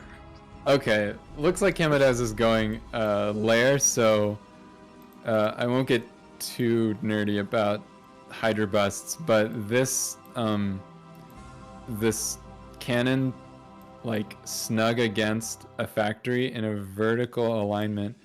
As a Zerg, you can just scooch up to the forge and pick this off with non-range Hydras, which is why that's a bit sketchy, but this time going lair, not going to be a relevant detail, at least not right now. You never know. Yeah, I mean, we'll see how it goes. My very limited understanding about this like early candidate placement like this is if it's further forward, it's better against Lings than it is against Hydras, so maybe that's more of a concern. Like if you're like you look at this wall, it's like I don't like this wall at all. Yeah. No, this is a fine wall, honestly. Yeah, And no, it's it looks fine. Yeah. Yeah, it's also a vertical spawn, so sort of naturally harder to Hydra bust or vertical choke. Yeah. So we're actually seeing Spire, but no second gas at the natural, not yet. So probably not going to be for Mutas. As much as I'd love it, doesn't seem like that's going to be the play we're seeing. Yeah, looks like super standard play. CamoDaz going pretty unharassed and nailing their build, honestly. Looking pretty good. The Spire timing, it's a bit... it might be a little late. They might end up losing a couple overlords due to this timing. Hopefully it's not too bad and they can just fend that off. Yeah. Well, I mean, the first Saetzero was a little bit late in production too, so I think it's going to balance out just fine. Fair enough. Ooh, actually still getting the +1 air weapons. Blobfish really enjoying that. I'm never upset to see it, but you know, I'm surprised that it's like making that just a core part of what you play. I feel like that's not popular anymore, so just a little surprised to see. Did they do that last game too? Yes. Yeah, that yeah, given that if you're doing that, you know, you're sort of expected to take advantage of that by building more Corsairs, right? Because otherwise, this is a pretty superfluous way to spend your gas. I will say this 9 o'clock base Zerg took. I like this SimCity. This looks obnoxious to like try and harass. So very good setup there from CamoDaz. Yeah, this is pretty solid. This drone moving out, I wonder if this is just at a rally point or if this is actually like got some grand designs. Maybe nope. just okay. Just visiting the other neighborhood. Hey, what's up, drones? How's it going? Nice, okay, but still, yeah, this super standard build from Zerg. I like it. They're being allowed to play a more comfortable game. This definitely looks more practiced than like post 973. Yeah, that just looked like it was CamoDaz trying to remember all the things that they had to do to get to a normal looking mid game. This time, you know, we're approaching mid game and everything just looks pretty normal. Yeah, the thing I'm a little concerned with that is going to cause problems, I think, is this drone count for CamoDaz is looking a lot healthier than last game, and it feels like Blobfish is doing the same kind of thing. Now, if they can get a good attack off and like put some pressure on, but like we were saying, like the SimCity at the third is going to be obnoxious to deal with. Trying to go just straight into the natural is going to be pretty hard as well. And I think it's going to be hard for Blobfish if they do some kind of big attack to really get the damage done. So, you know, hopefully they're willing to take a third a little faster this game than what we saw last game. But these Corsairs are going to explore, see what's going on, and, you know, we'll see what the decision is once he has an idea of how he wants to play. Yeah, CamoDaz kind of overbuilt Scourge, though. Oh, no! Oh, man. Did he overbuild, or did he build just enough to be truly or was it just right? Yeah, I don't know. There's no way this guy lives, right? There's no way this Corsair lives. Well, breaking ankles. Breaking non-existent Scourge ankles. Damn it. Remember me. I mean, exploding is breaking your anchors and every other bone at the same time. So. Sorry. He broke his ankles and his knees and his face and his entire body. But it was a really good play, though. Yeah, it was a really sick shot. Oh my gosh. Now, I like, though, what we've seen. Like, you kill off the Corsairs, you're in a great spot. Immediately moves forward to kind of set up this contain, make it obnoxious for Blobfish to move out. He's going to have to kill some of the buildings to have any real chance at it. And he's already got some links in some of these expansions, so we do see some else moving out, but this is too much stuff. Oh, I don't like this move out. It feels like free donated units, but is it a bait for the real fight? Templars are here. Has to be careful. Hydras move forward. Great storm. Dodges pretty quickly. Can they get some of these Templars? So many storms used, but the fact that there's so many ready made that fight a lot better for Protoss than I think it should have been. Yeah, but there's still Hydras behind this. This is really worrying. CamoDaz actually did a really good job baiting out those storms. They've got to be careful because it doesn't take long for these Templars to get their energy back. But honestly, that went pretty well for CamoDaz. If you're Zerg right here, like, yeah, you get this pick off, maybe back up. You have all the space in the world right now. You got so many free zealots. You lost some Hydras to storms, but honestly, you're kind of happy to bait out that many storms. This is looking more and more sketchy, though. I mean, we saw this last game. CamoDaz, you know, wants to keep the foot on the pedal, and occasionally it will kind of turn you back. But I think the damage has been done. There's not that many storms left. No more zealots as well. Dragoons are starting to fall, and there was a lot. There's a lot of more Hydras in the background. A storm for one Hydra, you cannot afford to be doing that right now, Blobfish.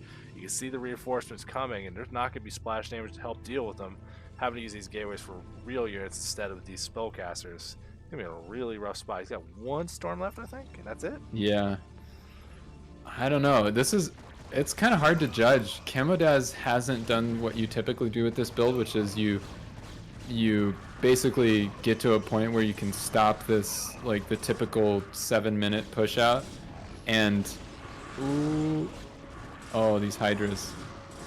Oh, it didn't go for the third one. But yeah, what you usually do is you just get just enough defense to stop that one big +1 power spike, or +1 zealot leg power spike that Protoss has, and then you just drone behind it and you just get as greedy as you possibly can. This time, even so, CamoDaz looks like they're just gonna win with pure aggression. Yeah, there's just no more storms left. Blobfish used a couple a little recklessly, unfortunately. I think that's all it needed. CamoDaz, good job evening it up. That means we're going back to butter. Cool. Ooh, that was right on the edge, though. Honestly, if Blobfish had used his storms a little more economically and maybe not lost those first 5 or so zealots, I think that's a totally different game. Because if you keep trying to press the issue as Zerg and then don't kill them in that position, you've put yourself way behind by not taking advantage of these like 5 hatches worth of larvae and just having this huge drone boost right after you like defend this pressure. I don't know. No, I mean, that makes a lot of sense. I am very concerned though, because I feel like while both players have played some reasonably solid games and like I like what they're doing, we're getting into a little bit of a weird map, and both players have shown some pretty clear like weaknesses to their play as well. So game 3, who's going to be able to adapt and kind of exploit what their opponent's doing? 2-player map always makes things weird, and I think just the expansion pattern of this map is going to be harder. I think it's for Protoss to kind of be as mobile as they want to be. I think if CamoDaz wants to play how they just played here, they should be in a good spot. Yeah. But we'll get into that third game and see them. Yeah.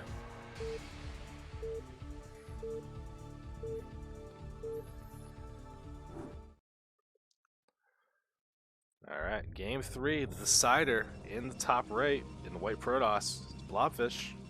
And in the bottom right in the purple Zerg, it's CamoDaz. Yeah. We'll have to wait and see how this game goes. I think both of these players are, you know, prone to getting a little thrown off their game. Although honestly, if I had to choose one, I'd say Blobfish is probably a little more resilient in terms of their build. So I don't know, maybe you take from that Blobfish should be the aggressor and try to just get CamoDaz kind of tripping up and like dealing with multiple things. But I don't know, more likely than not, this game is going to open as we've seen the first 2 open. I don't think it's likely that we're going to see a huge deviation from like our Overpool and Forge First. Yeah. Now, with I think the air path that we see in the middle, I want to make sure CamoDaz goes Spire this game. I don't think you want to be trying to like skip that or do anything like crazy. We already see blobfish likes going Corsairs, likes investing in the air weapons. I think you want to actually fight the air battle because that lane from main to main is so like quick. And we were seeing it earlier tonight. Like you could like drops can still be pretty popular here. You can get some damage done with these Corsairs, and as the army moves away from this right side of the map, I think it's hard to make sure everything's in a good position at all times. Yeah, I agree. I still don't really know how to play this map, to be honest. I think this right-hand side is where you expand to Zerg, but I'm really not sure. Yeah, I'm curious to see what CamoDaz does. I mean, I think you'd want to go across the bottom and towards the left, right? Because that's like your 4 bases far away from Protoss. Because there's so many paths to move in the middle of the map, like vertically. There's so many lanes to go through. I think that's the easiest way to get them in a bad spot, and then you can offer up a nice economic counterattack. So maybe if you come in a little more to defense, or if you last long enough to get to hive or defilers could really help out. Like, I think just the way the map is going to play out, Zerg's mobility should be a little bit better. Yeah, we gotta see if we actually get to that point. I can see that. I can't tell. I like, the ramps for the right side of the map. The fact that this third is just on open ground is a little scary, but I don't know, good enough SimCity, yeah, it's probably a better choice. Because you can still, mitigate a lot of danger. Wow, kills off the scouting probe pretty quickly. Yeah, got stuck on the drones, I think. So a little unfortunate to lose. But you already see another probe right on the map. That's what you got to do when you lose it real quick. Yeah.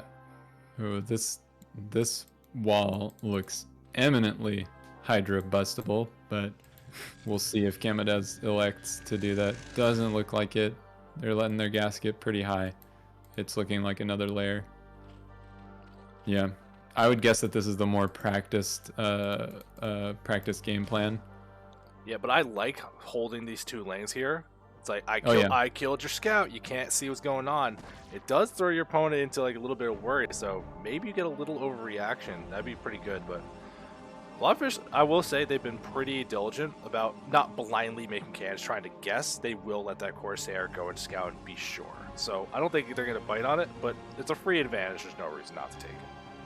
Yeah, but yeah, I like that point though, especially in this best of 3 where CamoDaz opened with the Hydra push. These 2 Lings just blocking this, if I were Protoss, I'd be getting flashbacks to game 1. He did win that game, but Hydra pressure is always scary. Yeah, and like the fact that they're still there, I just like that. This is such a simple little decision. And blobfish really is like, no, come on, let me in, man. Just one time. Just a prank, man. Just like, come on, man. It's like, I have to deliver these minerals. Yeah, somebody in there ordered minerals. Yeah, I got these rocks for you. It's a gift. Buddy, I'm not here to hurt you. Somebody in your building ordered minerals on Grubhub or StarHub. Grubhub, are they edible? I thought they're currency. Like, do you eat money? I don't know. It always looks like drones are chewing on them. Who knows? Maybe these guys are all like taking us like a tiny little taste before they bring it back. I mean, aren't those the arms of the drone? Isn't the head like way like further back? No way. These are like those are arms, bro. Those are arms. There's no way. Those are not teeth. You know what? No, on the icon. On the icon, you're right. They look like little crab pincers. The thing is, like, in-game on the screen, I've always just assumed these are huge, gross mandibles. And I was like, hell yeah. Chomp those minerals. Eat that rock. No, like, when I was a kid, I thought that too. But now you can zoom in and all this HD glory. It's like, no way. They're hands. Oh. It's the same. It's the same thing with Hydras. They look like they spit. They don't spit. That's not what they're doing. Yeah, it's okay. So, yeah, this is looking like a very normal game, like last time. Yeah, but like compared to the game we just saw, remember like when I was like I'm worried about the drone count, CamoDaz looks like they're in a good spot. They have more economy now than they did last time. They made a little less lings. They're still not like trying to go to hydras. They just got these scourge here, and it's like everything's looking really good for CamoDaz here. Hopefully, just blobfish has learned a lesson from what happened last game, make those little adjustments, and should be able to not just be caught in such a bad spot with that weird fight we took near the end of the game. Yeah, just got to make sure that CamoDaz doesn't over drone. It's really tempting, but you know, you should know that this this 7-something minute +1 timing is coming from the Protoss. So yeah, you just gotta start making hydras. Okay, it looks like they're starting hydra production. This is pretty much the right time. Getting sunkens is a sunken at the natural as well. Oh, and at the third. Yeah, this is the same setup we saw last game. The SimCity doesn't look quite as great as we saw, just like the building placement and where the entrances are, but still the same kind of idea. There was a lane that scouted the move out, so it knows what's going on. We see everything's lined up, so blobfish knows the time he's trying to get this done. Again, knows the time about flying into Scourge recklessly, loses a Corsair, everyone has to immediately leave, and these zealots are going straight over to that third base. That sunk is so far back. If they want to get in there, it should be pretty easy to get that surround. Oh, there is units in the way. Second sunk does finish. Did these zealots over engage? It's hard to say. I would be tempted to just target drones, honestly. Looks like they're going for the sunken instead. This is weird. It looks like Zerg's gonna hold this with pretty minimal losses. Drone count didn't actually go down that much, so this is a fine position of Zerg. Protoss now has nothing at home, just some Templar, but no real army. CamoDaz immediately pushing out and just making sure that blobfish doesn't take any free map presence. Yeah, when you don't have this many gateways, because I think blobfish was planning to put some pressure on, maybe take a third behind it. Like, you cannot... You need to do more damage with those zealots. This is kind of a weird spot now, I think, for blobfish. And you can see the hydras are going to start going to work. Those cans so far back, just going to be able to work on that forge. Don't overstep. One is going to be able to finish. I don't know if you go for that or you just keep working on the forge. It looks like it's going to go down and stop that +1 armor upgrade. All right. Not bad. Yeah, it's definitely some damage. I don't think there's another forge. Okay, there's one building in the top right. I think this front is safe. I don't know if CamoDaz is going to be tempted to keep pushing units forward. There's a drone on the left side, so I think taking fourth base here is CamoDaz like the perfect answer. That's what I want to see. Okay. Yeah, that's a good response too. That's has the potential to be a little too greedy, but you know, might also work out for them. This drone though still not doing anything, and CamoDaz still building hydras. I would have liked taking that fourth base and keeping the hydra so you don't have a period of weakness, but the base will be set up eventually. I think that would have made a lot of sense. This Corsair is going to start checking around again. Checks the right side, trying to find something. Going to fly right over some reinforcements, but doesn't see really the breadth of how much stuff is out in the middle of the map. He's going to fly over to the left. I think might see the drone, but this CamoDaz, a lot of army outside, but it's a pretty soft contain. I think if blobfish gets out, there is a chance to take a reasonable fight. But still, like, the Protoss spot's not looking great here. Worker-wise, they're about even. Not a big supply lead, and losing those zealots, I think, really just hurt everything. Slowed the whole game plan down.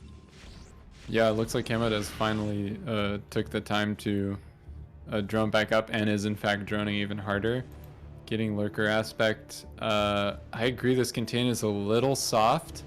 If he's paying attention... Oh, had to free some units in his base. It's always a bummer. But yeah, if he pays attention, he won't necessarily lose a ton of units, but there are a lot of storms on hand, so this is still pretty scary. Yeah, okay, tries to get a couple kills. You know, any storms you use, as long as it's not like last game where you overuse them and don't have when you need them. Like Camo is again, like just what we saw last time.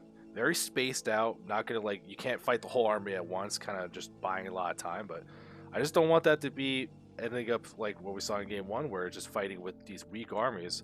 But they're so far away. This giant germ cancer going across and actually work our lead for the Zerg here. It's gonna be on blobfish to actually get some damage done, because this spot wasn't so bad, but as his 4th base finishes and his work count just keeps getting higher, he needs to make something happen. A couple zealots managed to sneak out because of that soft contain. That could be just what we need. Yeah, that's actually, these have the potential to get blobfish right back in the game. Camo's morphing like 8 lurkers at the front here, so this soft contain is about to become a harder contain. There is an observer out on the field, so this is not necessarily the best time to be doing this. Oh no. Oh man, losing some lurkers for free. That's pretty painful. These zealots in the undefended 4th, pushing all of these drones away. It doesn't really look like anything is going that well for CamoDaz. He still has a very healthy economy, but that was pretty much a net loss on his part. And the one fortunate thing, though, there is a lane that was up at the like top left side, so it does slow down blobfish's 3rd base. CamoDaz has been sending out lanes trying to be a little extra annoying. So while this contain, like, it might get broken pretty soon, especially with the supply block going on. You know, it could be a lot worse. He did slow things down. I just think CamoDaz, as long as they realize this is not the time to be greedy anymore, and it looks like they just need to build overlords. They're not building any overlords. What the? Oh, it's bad. Got the tunnel vision. Got it bad. Alright, just going up to that top left, though, before everything gets settled up. Then kill those cannons. That won't be bad. I think 2 of them are going to be enough to defend that. We'll see. 1 does go down. A couple of zealots are here as well. So this small little attempt to stop this 3rd does not do the job. So it's, you know, not great. Warriors are going to move over. But that's going to soften this contain even further. Yeah, it's just really scary for Camo. That supply block hurt them so much. Oh, now they're supply blocked again. The position was really good, save for the fact that they just stopped being able to produce units for a while. And if you look at their bank, it like directly reflects that they're floating 2k minerals, and not for lack of, like, you know, macroing. It's just that they don't have the supply. Now they do at least stop that top left base again, so blobfish still on 2, and they do have to establish something soon. The main is, you know, gonna run up dry pretty soon. That 4th base, you know, drones are back there mining, so it's not like the economy is bad, but yeah, the production just took such a big hit. You see 7 overlords in production because of all the larvae that were banking up. So CamoDaz will be able to fix it soon, but honestly, like, blobfish got so much out of that fight. I think just being able to get some space on the map, not worried about that contain the whole time. But there's so many lurkers. Oh, is this way you Yeah. This is... The lurkers on their own are just pretty helpless versus this Protoss army. When did he research burrow? Look how annoying this is on the right base. That's obnoxious. Honestly, this is... beautiful. I love it. This is delightful. I know this isn't good, but I also like doing this. I don't know. I think it's one of those things that's probably better if you're ahead. And CamoDaz, you know, in certain senses was ahead. But this is why these, like, lurkers on their own just cannot fight this. Ranged dragoons just chew these up. You don't even need the storms, honestly. Yeah, you're gonna use them anyway, though. You got them, might as well. Blobfish does manage to clear out a whole another section of units. Is there just like a thing that happens in this like mid game for Zerg where it's like, why don't they? If it's all goons fighting your lurkers, why aren't you making lings at all? It's always still just mass Hydra all the time. I think it's because typically what you're doing is you're upgrading range attack, and the Protoss attack will usually keep up like 1 ahead of your Carapace. So like +2 attack zealots are going to be versus +1 Carapace Hydras or Lings. And so even if there weren't splash damage around, Lings would just not trade favorably versus Zealots. But then you add in the fact that there are Templars and occasionally even Archons. It sort of means that, I mean, Zealots or Zerglings can get work done, but for a while in the mid game, they're just not a very impressive unit. They obviously they have equity all game long, but they are at their least impressive versus this mid game Protoss army where they're behind in like Carapace upgrades. Yeah, no, I think that's all reasonable. It's just especially like as these fights is getting scrappy, it's like Lings were reinforced so quickly. And it's like, especially what we saw there, was like all Dragoons. Like, it's like, I think that could have been the call, just at least there. Now, blobfish did get enough space to start setting up some of these other bases. The right side, the Nexus on the way. The top left, the Nexus did finish. So we're on 4 base versus 4 base now. CamoDaz, that soft contain, maybe it's too soft for too long, and gonna have to figure out what to do. But this is where the paths start opening up. And look, CamoDaz got a free lane, gonna go straight to that top left. But there's plenty of Zealots here, a couple cans. Got to be careful with how you engage this one. CamoDaz, again, might be taking these kind of small fights. Is this going to be enough as some stuff gets distracted at the front and gets stormed as well? I'm afraid that this group of Hydras is just going to die when this Protoss army shows up. They might get some cannon kills, but I think these are all just sacrificial Hydras. That's a shame. Yeah. I really like Blobfish's vision. These like this row of observers over the middle of the map. I don't know. It's just giving them so much good intel.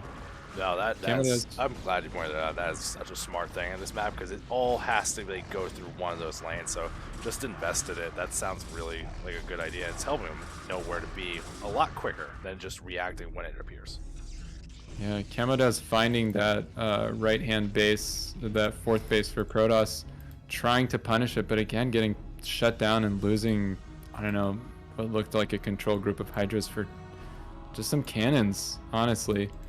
And just they can't keep taking trades like that. They need to build their own economy, and yeah, for a while the Protoss was really on the back foot, and there was a lot of space to be just, you know, building an economy that can actually just eventually support waves of armies that'll overwhelm Protoss. But at this point, you're in a position where Protoss has, I don't know, it's only 2 mining bases, but they're on 4 bases, and so are you as Zerg, and your production might not be able to keep up, honestly. Well, CamoDaz trying to make some cool moves, but unfortunately a little too light on the forces, and like I think a little too much tunnel vision. We saw an attack both at the 3rd and the 4th, but it just wasn't enough for either. It does trade off some units again, kind of resetting things. It does buy a little bit of time. Hive is not finished, but hasn't started any Hive tech. Well, I think this whole time though, if you got the Hive a little faster, and if CamoDaz took that 5th base right above his main, this would be a much better spot as far as this game goes, because then you could have Defilers, you could have Plague, you would have Cracklings, which that could be what you send to that top left base, not the groups of Hydras, just like 12 Lings. They'll kill things so fast. Yeah, it's hard to say. There were definitely a lot of moments that, you know, were less than optimal for Zerg. They got themselves into a really good spot, sort of early mid-game, but they've just kind of sat on these 4 bases, and they really, yeah, there was so much space to just take more of the map. I mean, really, in that position where you have even not like the strongest of contains, it's kind of, yeah, it's tempting and usually pretty correct to just take more of the map. When you have space to spread your overlords, get vision, so you kind of know what's going on and you can react to stuff, like if there's a drop or whatever. So, I don't know. It's just, I don't know. Would you have felt better if CamoDaz, instead of trying to hit both bases with half a force, fully commit to killing 1 base instead? I mean, looking back, yeah, I think so. But honestly, even if he had committed, I think he's gonna snipe this Nexus though. Wow. He's been working on that for 3 attacks now. Finally gets it done. What a boss. Excellent. Oh, Storm. Curse you. Oh, and just need a little bit more time. Storms are here. Finally finishes with the Robo. Support base been done, so you need to start adding on that big Reaver defense. But without ramps and all this surface area, I think, you know, it's still going to be hard to hold these bases as blobfish as you're going to have this great lake Protoss army. But, Yeah. like, it's going to be Hive Tech Zerg. It's going to be so much open space. It's going to be very difficult.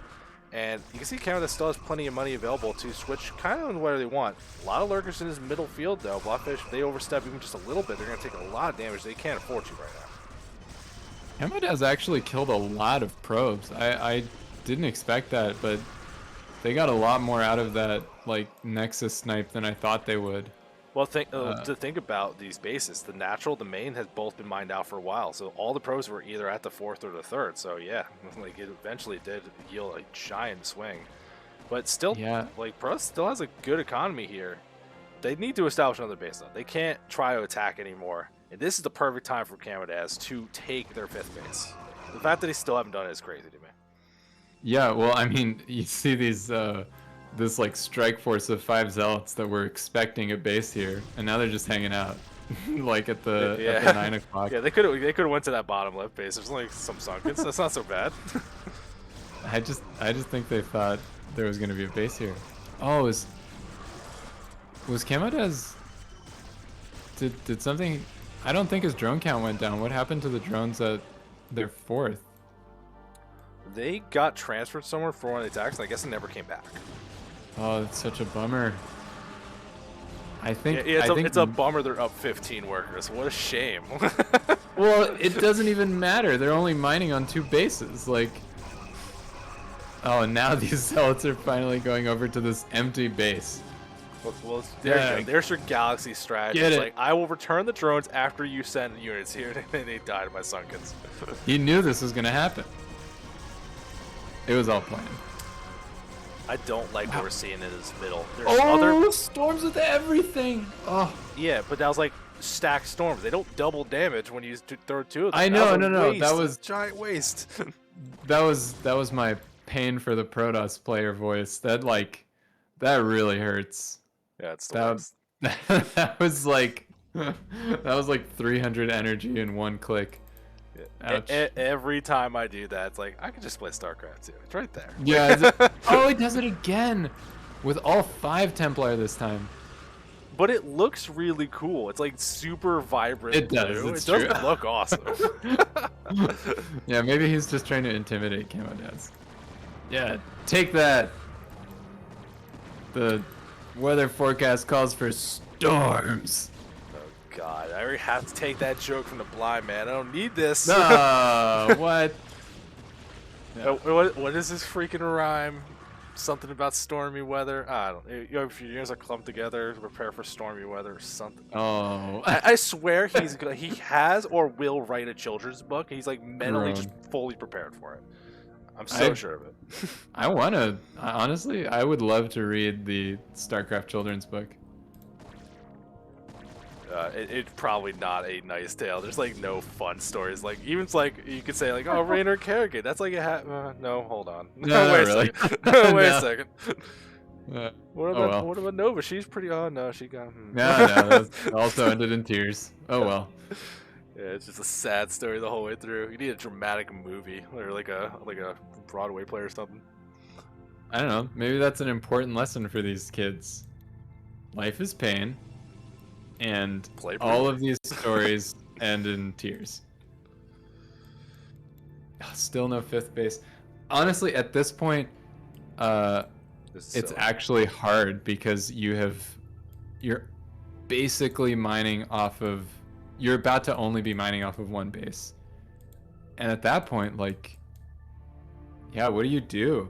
They're both so poor, they don't feel like they can actually move forward. And in fairness, they really can't. Like, this center is so sieged up by Zerg.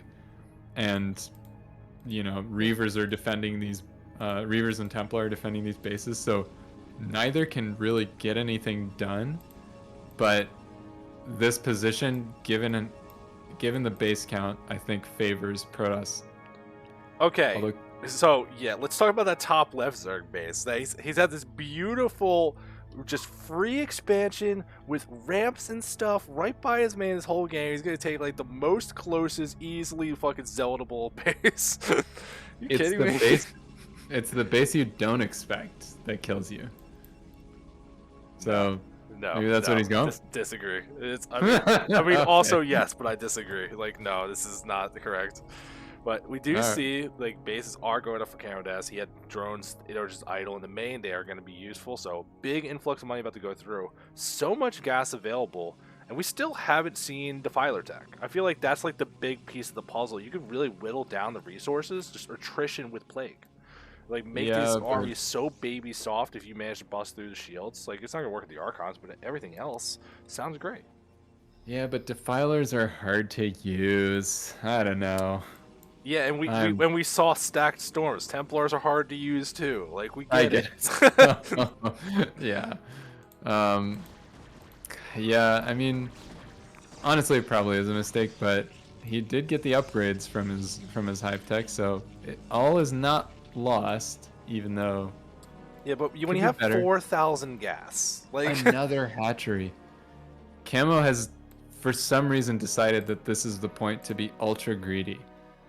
I mean, it's a good point. Blobfish is just trying to establish their own base. They do not dare try to move out right now. So I actually completely agree with that. Burning a lot of the gas on lurkers, it actually doesn't sound like a bad idea either. Because, like, it's not like there's going to be a big air force. But I think... this is such an entrenched Zerg force, and you have observers everywhere. I feel like you can just pick a spot. I mean, not anymore. There are lurkers soon to be everywhere. So it's looking worse and worse, but there was a long period of time where it was really just a center ramp that was lurkered up, and Protoss kind of kept trying to engage up there and taking unfavorable trades. But yeah, the longer they wait, the fewer avenues of attack are going to be left to them. I think they really have to focus on this 9 o'clock. It's the only attack path that's free, and it's fresh mineral patches. I don't know. Focusing instead on this left side, but backing up right away again. It's so scary to push up a ramp into lurkers. Well, it's just a big distraction. Look along the left side. Speed shuttle trying to move through. Where's it going to stop? Decent amount of drones here. That's not bad, but the CamoDaz has 66 drones. Like, harassment's not going to get the job done. Pros need to establish their next base because they've had that right side base, that fourth that they took for a long time now. The shuttle's just sitting there, looking menacing at these drones. Like, you know I could kill you, but that's the fear. And he just leaves. He doesn't kill it. Take that. Psychological warfare. But it turns out to be the correct decision. Okay, we got some decent storms. 4 going through, storming the Templars themselves. 10 and 1 dies. Hey, it's still pretty big damage. More storms going through. 16. Hey, okay, that was worth it. Absolutely. Okay, that was significant damage. It's still not ideal. As you said, it's still drones rather than like army supply, but it's not nothing, and CamoDaz doesn't exactly have a huge bank. Now transitioning into mutas though. And I like this, honestly. And that Defiler finally.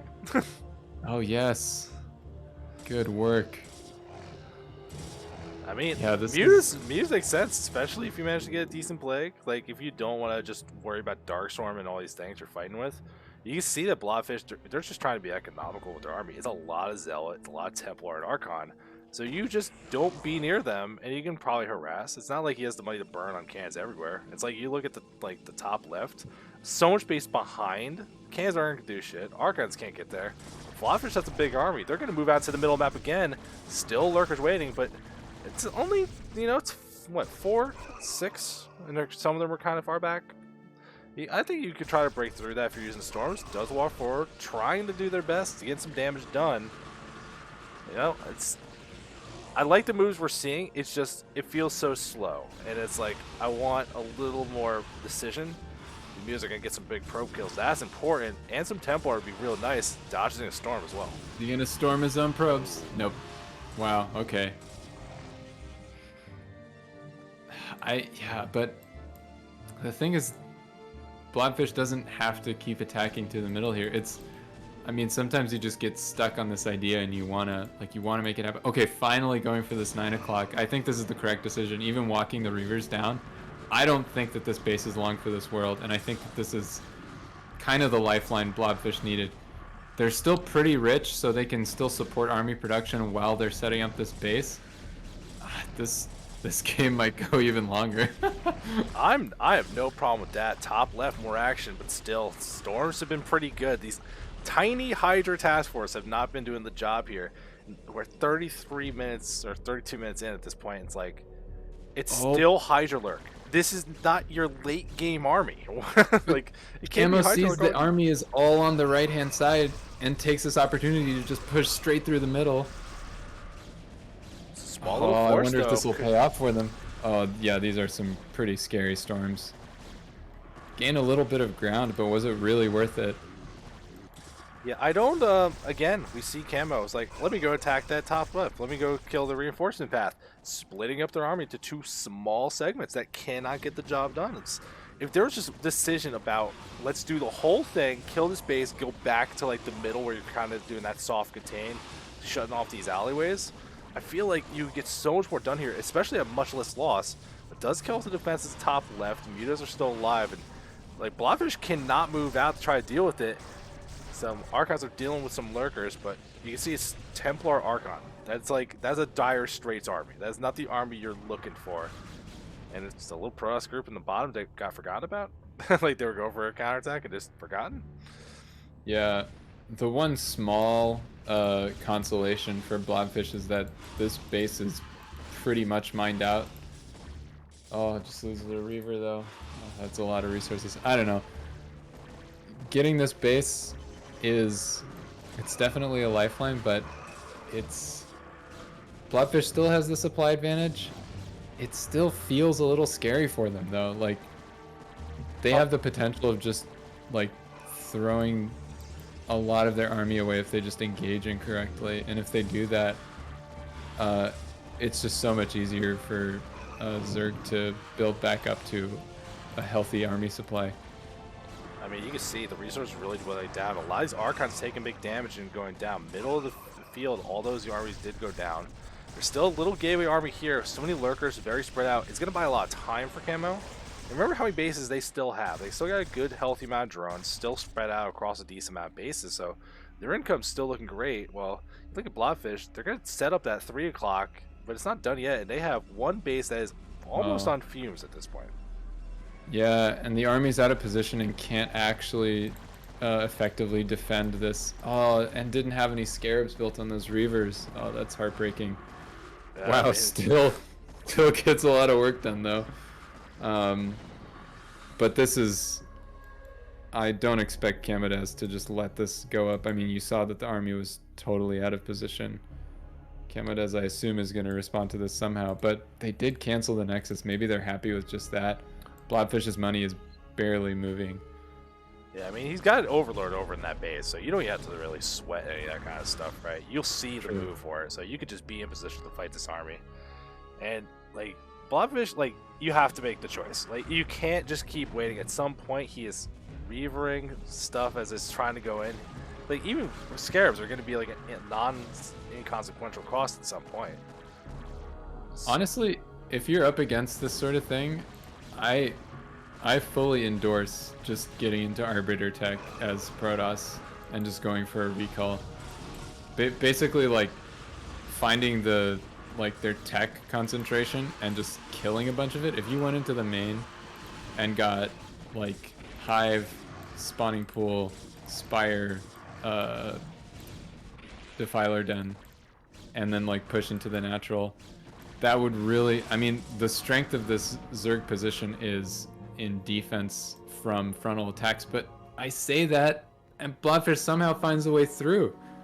Yeah, because he attacks with everything in one spot. CamoDaz is spread in a bunch of different spots, unfortunately. Still playing army going through. Mutas are not exactly what you need. No real splash damage for the Zerg, unfortunately. Finally going to push through, go over to that 9 o'clock base, but it's not like the only source of income, so he could go down that ramp, maybe get himself in a lot of trouble. Just wisely keeping some of the stuff up on the high ground. Not going to let CamoDaz really surround him. But now that he broke like now that he broke this Maginot line of lurkers, it's just look at how open all of CamoDaz's bases are to him. He can just go wherever he wants. These lurkers aren't defending anything anymore. Oh, blobfish pushing right into them though. CamoDaz relocating some of these lurkers, trying to catch these Protoss on the retreat. And blobfish kind of granting him that. Ooh, good trades from Protoss though. It's like, ooh, still engaging army. I don't know. It feels like, oh, he's just gonna walk into this base as well. Yeah, but you have to survive. Like, if you kill that base and lose your armor doing, you immediately lose this game. Yeah, like, so it's still so scary. Yeah, blobfish needs to get that extra base up. He's trading really well, but he needs to spare just a second to drop a Nexus here.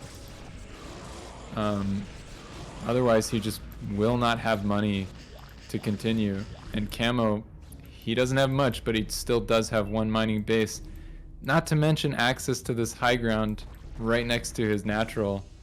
The one that you were so confused that he wasn't taking.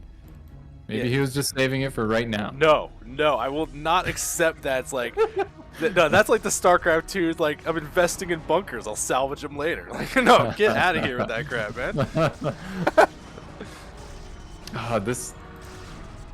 Yeah, these lurker positions just not doing much work versus these goons. I mean, blobfish is losing a bunch of units, but he's been trading so well. He really should just back up now.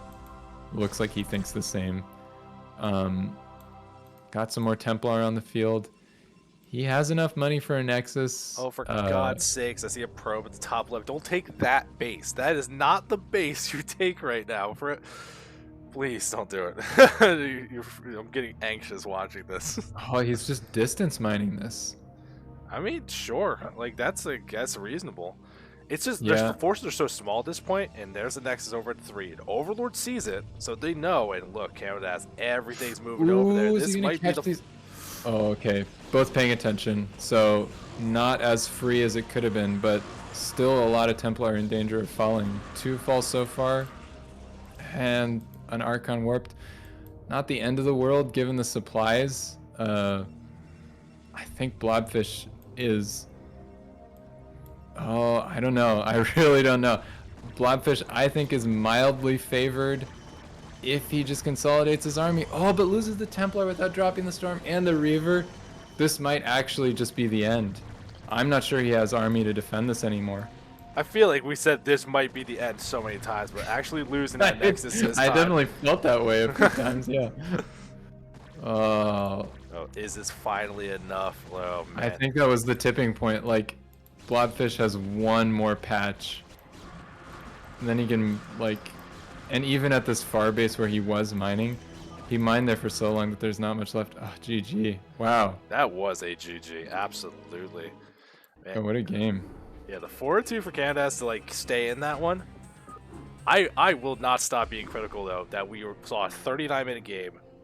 No cracklings, no defilers, like, none of these little hit squad things. Or, like, you know, it's a really great way to, when you got this map with all these walls in the way, like, no Overlord drop. Like, kind of, like, just throw things out of position. We didn't see that from the Protoss either. Like, you could just, like, speed shuttle, which already had speed shuttles. Just drop, like, a group of DTs in the main. They will destroy all the tech so quickly. Yes, I've lost a few games like that. It's pretty gross. I mean, this is sort of what I was saying with the Arbiters, right? If you just get an army past these, like, Zerg defenses. But yeah, you don't even need that. You can just drop DTs. I forgot all about that. That's the classic. Yeah, the Arbiter's just, like, it's so out of the way and so much investment. And it's like, if it, like, dies to Scourge, it's so bad. Like, a shuttle with a couple things, like, you can lose that for free. Who cares? Like, no big deal. Well, I mean, you do free, but yeah, I gotcha. It's less of an investment than all the tech for an Arbiter and the cost of the actual Arbiter. So, yeah, I gotcha. Okay, give me a second. I'm not sure. Maybe things were played out of order. No worries. I have no idea. So we're gonna trust. Oh, so the game 1 and game 2 replays I got, the maps and the numbers are backwards. Do we trust the maps or do we trust the numbers? Oh. What do you think? I don't know. I think I would trust the numbers. We're gonna trust the numbers. They're starting on good night this time. Oh, jeez. Hey, it's not a CPL cast without at least some things getting a little fun. Okay, we're gonna, hopefully this works out. Well, it is our last set of the night. Still PVZ. We've seen a variety of different styles, a variety of different games, and all of them like having their moments of tension. So I'm excited to see. Hopefully, close out strong on this one. And these colors are fugly, but they played on top versus bottom because I love these guys. In the bottom right, in the red Protoss, it's SirGlinG. In the bottom left, in the blue Zerg, it's Leonix. And I did not look who's on which team. Fuck. I think SirGling's on GOSU. Pretty sure. SirGlinG was on the left. I know Yeah, that would be GOSU then, yes. Okay.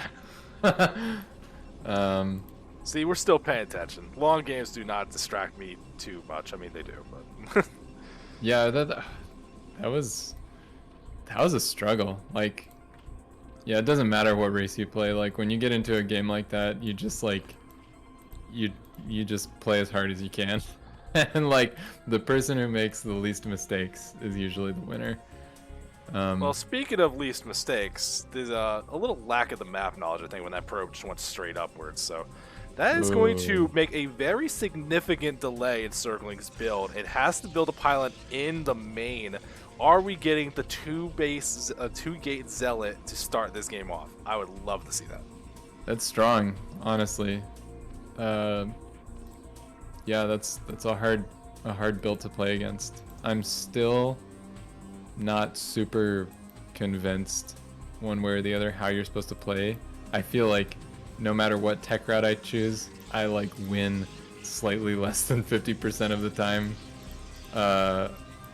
So yeah, sadly for a Zerg player, I have no useful advice. This is just a hard build. Yeah. Now, so here's the problem. That's like, it's good and bad for both players, right? You get the first scout for us. You're like, oh, cool, 4-player map.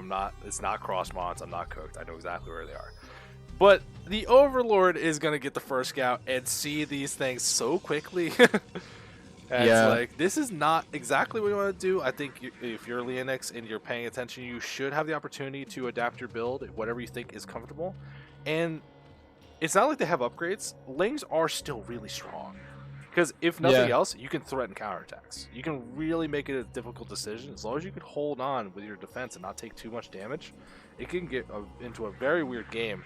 That drone was moving towards the left side and pulls back the scout once this Overlord rolls up and sees 2 gateways. Yeah, moving across the map now. I'm not really sure what the intention is. Okay, backing up now. I think maybe just a little confused. But got 4 Zerglings out, which they have a chance to intercept this, going for the probe instead. I think that's a fine decision. Yeah, you don't want that probe around. That can make this attack so much stronger again than a couple random probe shots. But it's still on the high ground. This one Zealot, if he gets caught in the middle and can't use any of the terrain, might be at a good spot, and that's exactly what's happening. Not the perfect surround, but still, that Zealot takes some big damage. Reinforcement's going to come through here. Leonix starting to bank up a lot of money. No Overlord in production here. Might get supply block at a really inopportune time. Yeah, maybe spending a little too much attention on these Zerglings. Drops another hatchery. That's excellent work. I was a little worried about that. And taking some drones off of gas. Well, taking one off of gas. I wonder what this gas is going to go into. It might just be early speed. You just kind of shut down. You can shut down Zealots a lot more easily. But it looks like he's still just mining it.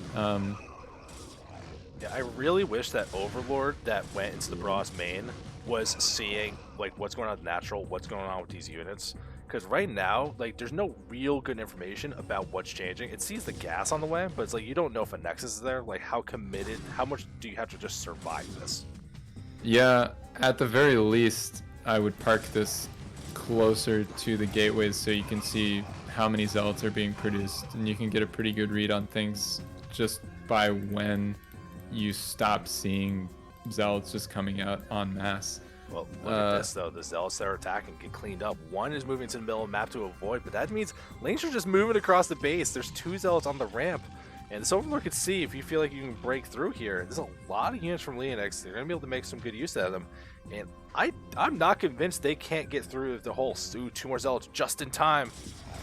Yeah, going for Leonix, also going for speed.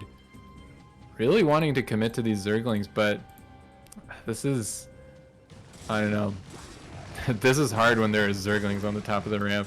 When there are zealots on the top, it's, I don't know, forget about it. It feels impossible. Yeah. Oh, just in time. Wow, stop that up. Good job. Good job from Protoss. Almost left a gap there for the Zerglings to get in and get some really good surface area, but really denying Leonix's strategy right now. Yeah, well, Zealot did look around, checked where the third would have been for our Zerg player, did not see anything, and now sees a bunch of drones being made. So I think you know that the Zergling aggression might be on its path to being over. And SirGlinG still on one base, going for their Stargate. So Yikes. tech is so delayed, but you're going to be able to have so much overlord control. And I think that's going to let you secure your natural without too much issue. Leonix, on the other hand, well, I got 3 hatcheries, I got some gas, let's make a Hydra den. Nice. Yes, excellent decision. I think this is actually this is really smart. You need it for some anti-air.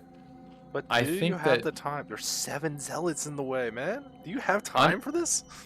Well, honestly, I think that, well, you definitely need it, right? Because if the zealots don't kill you, complete lack of anti-air will. Leonix is doing his best to shore up his defenses at home. This Sunken is about to pop. It might make it.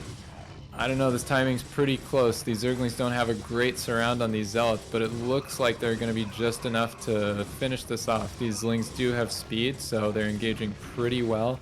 The Sunken does go down, but I think this is actually going to be like a trade. That's the 3rd drone that's died this game. That's actually really scary if you're only on 2 bases. He does have 3 hatcheries, so it's not the end of the world, but it is just super scary. We now see 1 Hydra in production, and I actually think that that's a totally reasonable thing to do.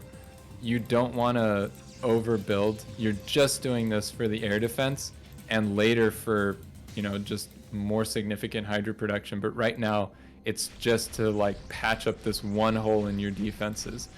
Lings can deal with everything except for these annoying flying units.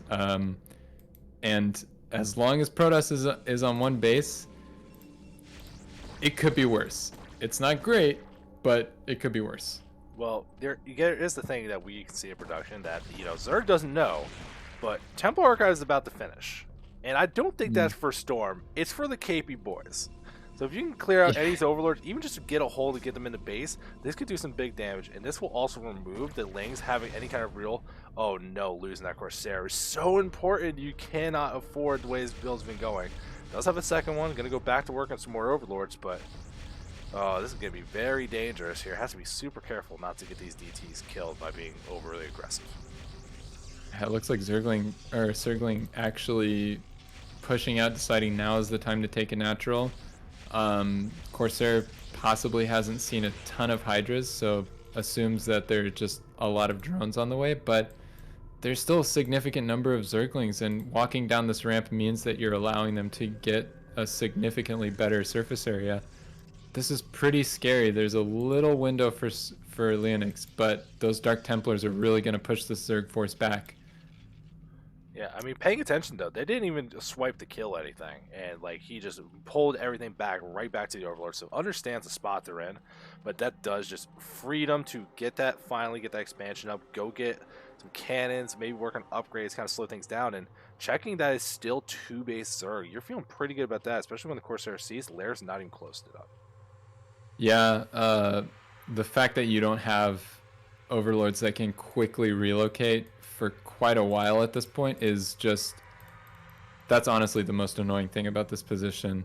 If you just had a layer up and could research speed, then you'd be getting a later third base, but given that you already have 4 hatcheries, it's not actually that big of a deal. You have a lot of production behind this. All you got to do is overdrone a little bit so that the moment this hatch comes up, you're ready to just transfer a bunch of stuff over. You have a pretty good defensive position.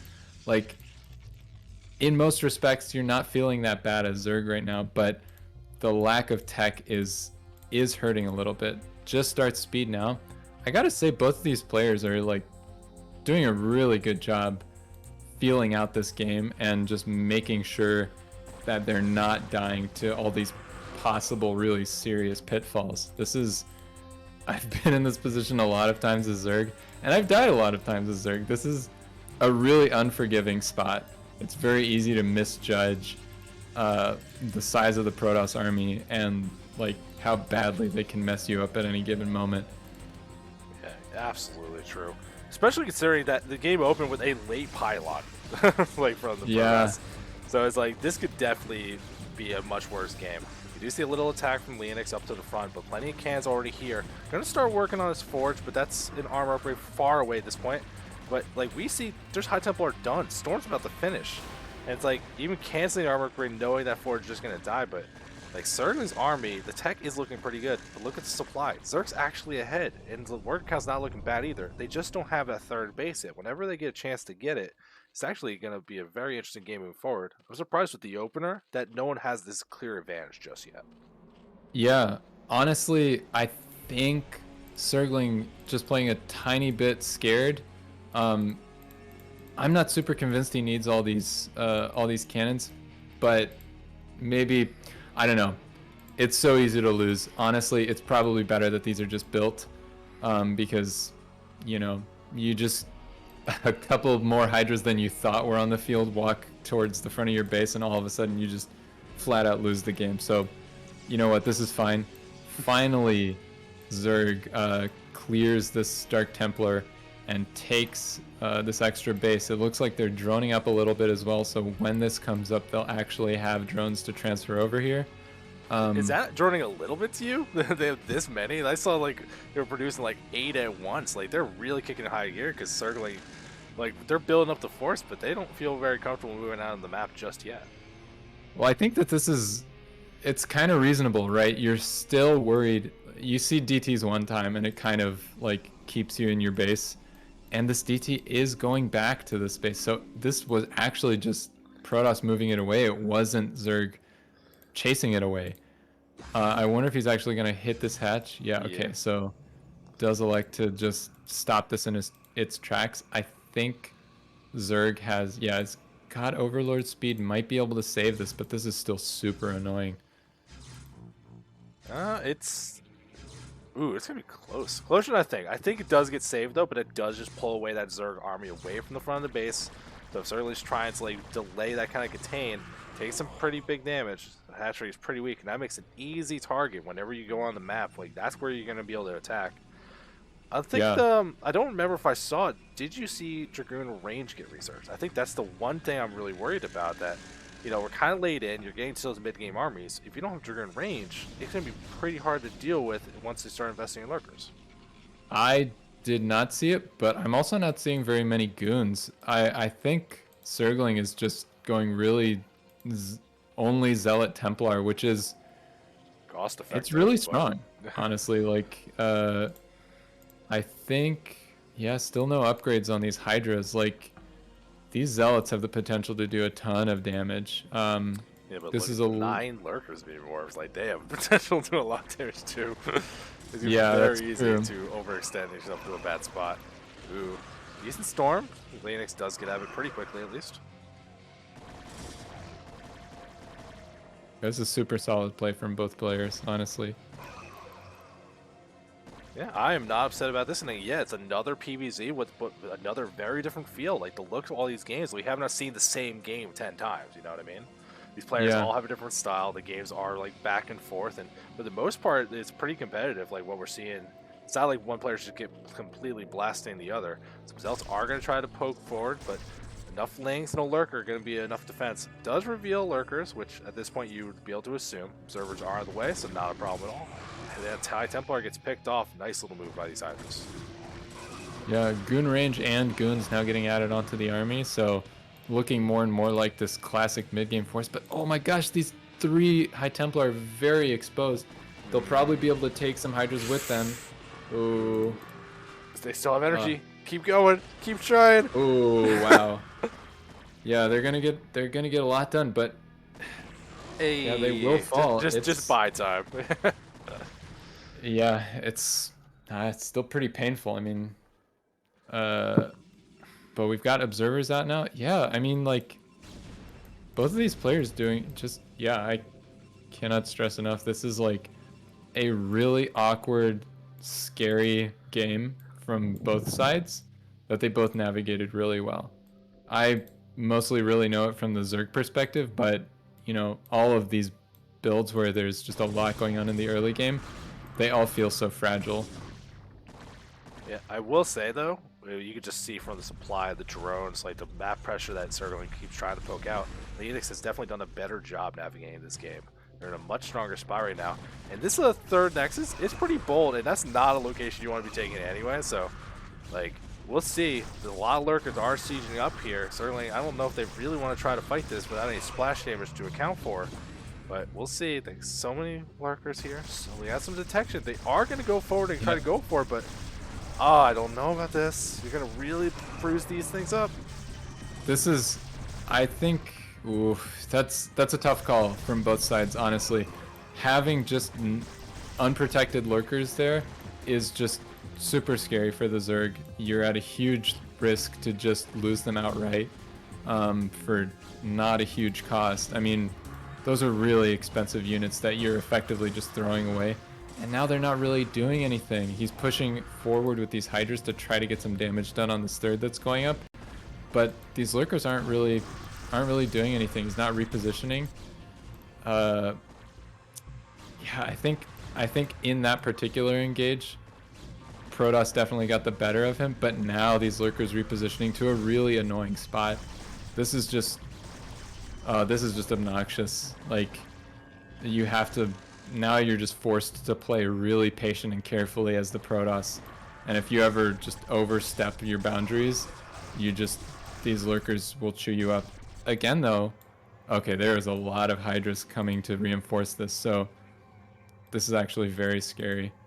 I think I like SirGlinG's idea to expand again up here, but it all depends on whether or not he can actually get out of this bind that Leonix has put him in. Oh no, man, that Nexus has been finished. Those lurkers are going to be great to stop reinforcements, and there's no splash damage down here. From the backside though, we got some Templar Storms trying to go down. Still plenty of lurkers alive. Hydras will kill that Nexus. That Pro's army is just hold position. It wasn't involved in that fight at all, so like, honestly, Leonix didn't take that much damage back. Protoss ended up losing more units, losing a Nexus behind it. And Leonix, because they have so much money, up at the top left, going to take another base as well. The fight will continue up front, though it certainly is losing valuable units. If this Nexus holds, like these cans finish, maybe you get there. Overlord's going to see it. Is there going to be enough time? The Zealots are going to come to reinforce, so. Yeah, he's got this. I think so. Yeah, turns out that this was a great move from SirGlinG.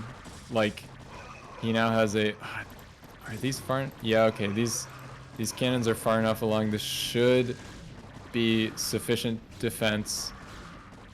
Got a couple zealots here. Yeah, the Hydras just have to back up. It's so hard to push into cannons up a ramp.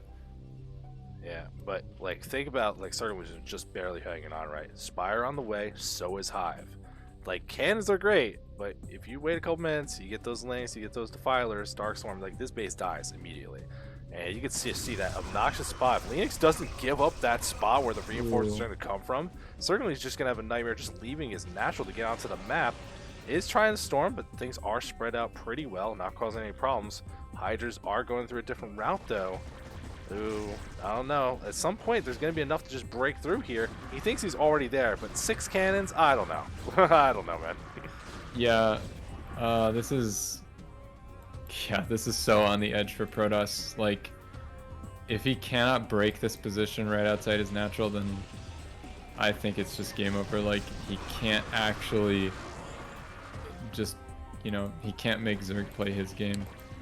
Yeah, this feels like when the Zerg set up shop right outside the bridges on the circuit breakers. It's so hard to get back on the map, but it's just impossible to like deal with this. So many lurkers here. You can build this great concave, and it's like you break through this, like there's still paths they can come through, and it's just buying time. There's the adrenaline upgrade on the way. Hive Tech is now done.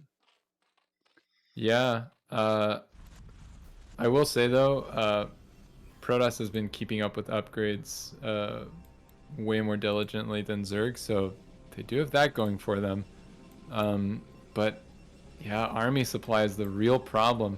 They're just starving for resources, and I'm just not sure they can do anything about it. Okay, a shuttle's out. This is better late than never. Like, oh, it looks like they're using it to just transfer probes. Yes, that's reasonable. Honestly, it's reasonable, but it just shows how bad the spot is. Yeah. But you know what? There's potential for like further utility. I mean, storm drops, DT drops, some of the scariest things that Protoss can do in this matchup. It's a pretty dire position right now, so I'm kind of clutching at straws, but you do like to see that there's still these options being considered.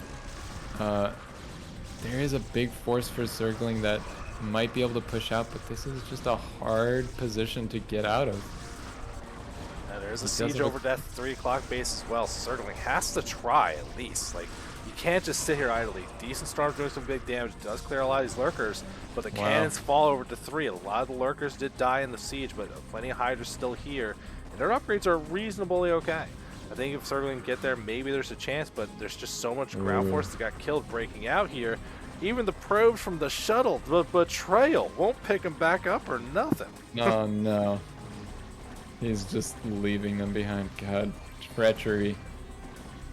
Man, I think that attack was so thin that maybe this force could have pushed further forward and tried to defend that third, but I think that third was dead regardless, and with that, it's really hard to see a way out of this game for Protoss.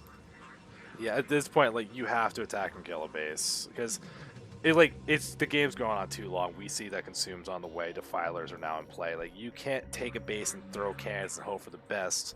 You need to spend the money on like army. Dark Swarm is going to be a problem to deal with. It's just too rough of a spot. It just breaking out of Contain took way too long, and Leonix had enough drones. So they played smartly to keep their lead. Yeah, I gotta say, Leonix not messing around, like getting into a position that they were comfortable in, and then just, I don't know, it all felt pretty practiced, pretty easy. They just, apart from upgrades, which they are now catching up on, everything else seemed like solid decision making. And I'm just worried. We do see the shuttle.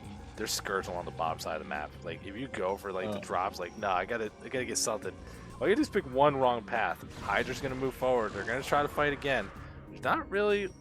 I mean, there's a couple High Templar that got some decent energy behind them, but this army just keeps accumulating. I know there's a Defiler floating around somewhere. We'll see when the final move's gonna go through. This little force, like, kind of above 6 o'clock, couple lurkers, some Hydras, and this Defiler, just threatening at any moment to push forward. And gosh, look at this just stream of units from Zerg. This is so scary. I mean, Protoss is down 60 supply. It's never gonna look good in that situation. This is SirGlinG's last hold. I'm not sure he can do it, but never know. I mean, Dan, try your best here. We'll see. Dark Swarms are down, but Storms don't care about no Dark Swarm. They're still mostly Dragoons as far as the Protoss army goes, so still getting some pretty decent value. Hydras are going to move up. I think it's too much Zerg. I don't think you can do it. And the stuff from the backside, they're trying hard to stop this base from happening. I think that's exactly what you need to do. Although this Zealot has the potential to kill every single Zerg unit. Oh, never mind. Okay. Well, GG's. That was an amazing game. Yeah, did you get some ideas about how to handle the 2-gate next time you play against it? No, I still have no idea. It's still just the worst build. Not a problem, but still, while we're a little out of order, that is just the game one. We do got a win for the Zerg, who looked pretty strong, but we're on Sylphid, you know, different map, different style. We'll see how this one goes and if we need to go to game 3. Ooh. I'm ready.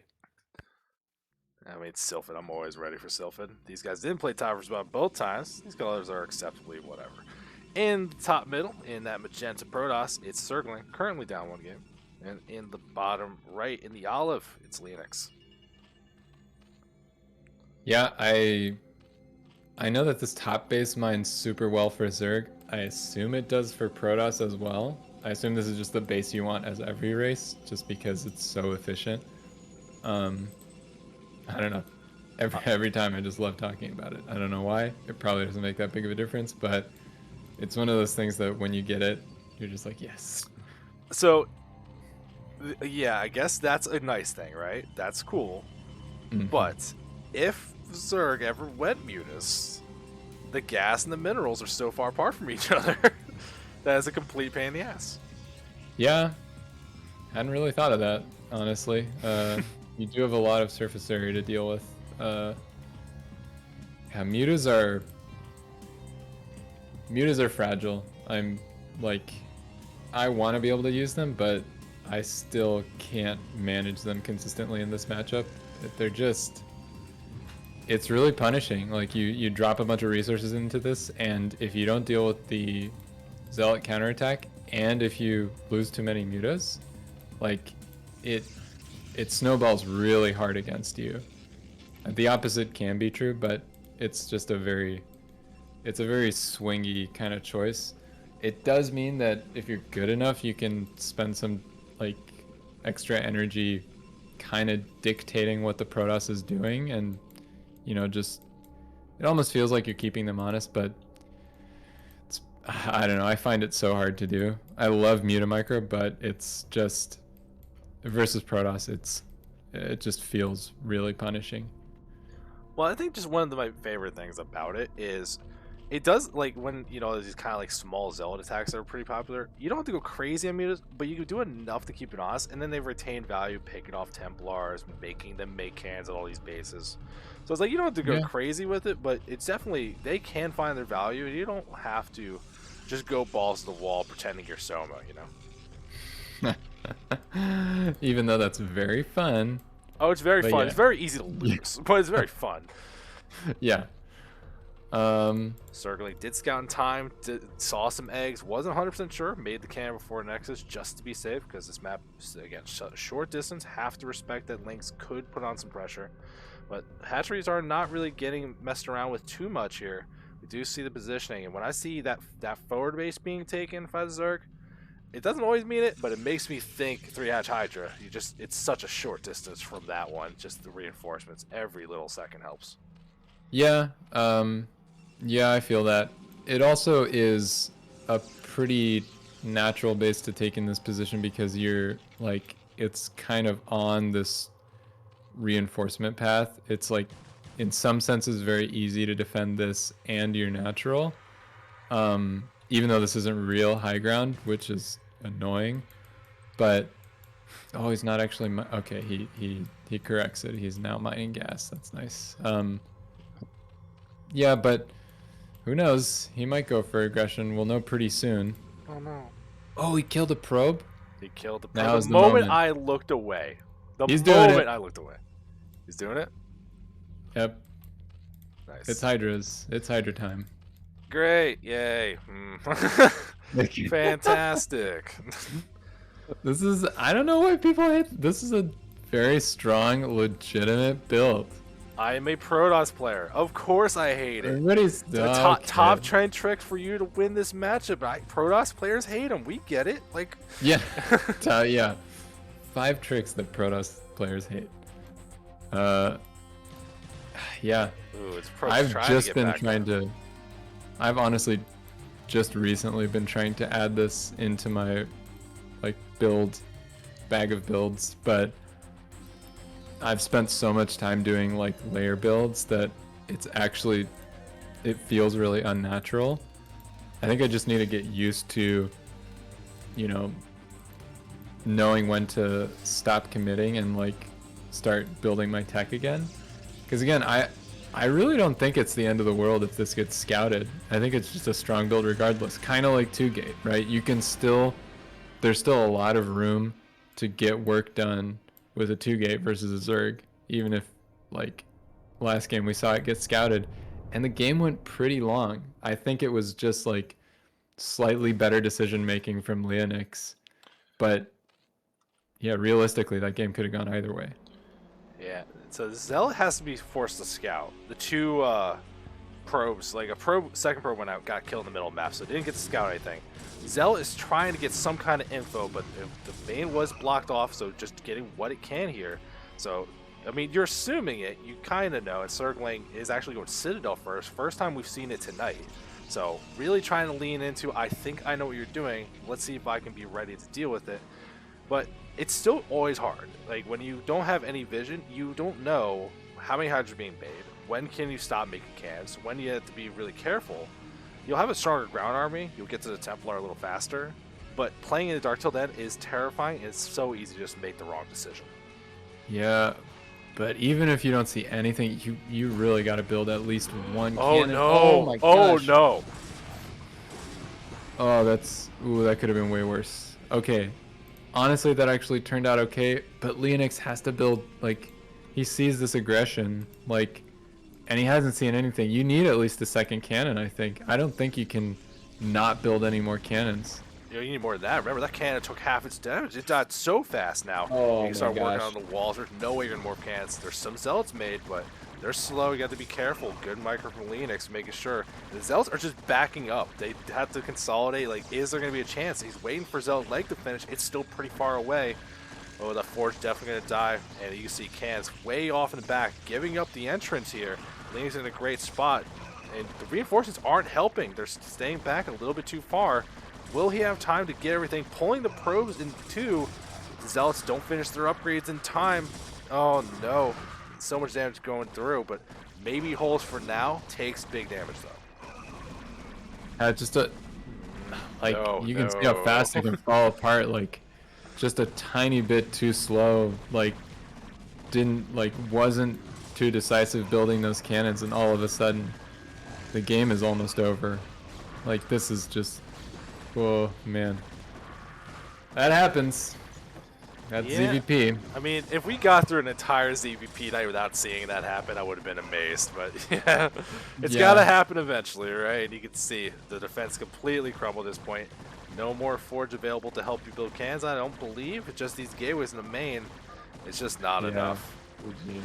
Oof. Rough one. Not the game you want to go out on, but I'm happy to see a variety of strategies, variety of quality games, and a lot of exciting ones that went back and forth. So tonight, PVZ night was a great success. I had a good time. Balance. PVZ night. Yeah, dude. I mean, it was. It wasn't on purpose, and I just looked. I'm like, huh. Yep. Neat. Well, I feel good. I'm a Zerg. I had something to say about every matchup, even if it was usually the same thing every time. Hey, it's insight, and I'm just honestly happy that we got to watch some games with you. You know, we're still talking it up, having a good time. So, hey, not a problem at all. I think we are going to call it a night, though. That does finish the tier 2. There will be a cast tomorrow as well. I don't know what we're casting. We'll figure it out soon. And like I said early on in the cast, I just know Forte's casting stuff in the afternoon some nights this week. I think Cold Warcase did one before, might be doing another one later. So we definitely got plenty of casting action. Just be in the Discord, you'll see what's going on. Other than that, though, thanks for joining us. You want to say goodnight to everyone before we close? Yeah, GG's everybody. Thanks for having us. Yep, GG's. Take it easy.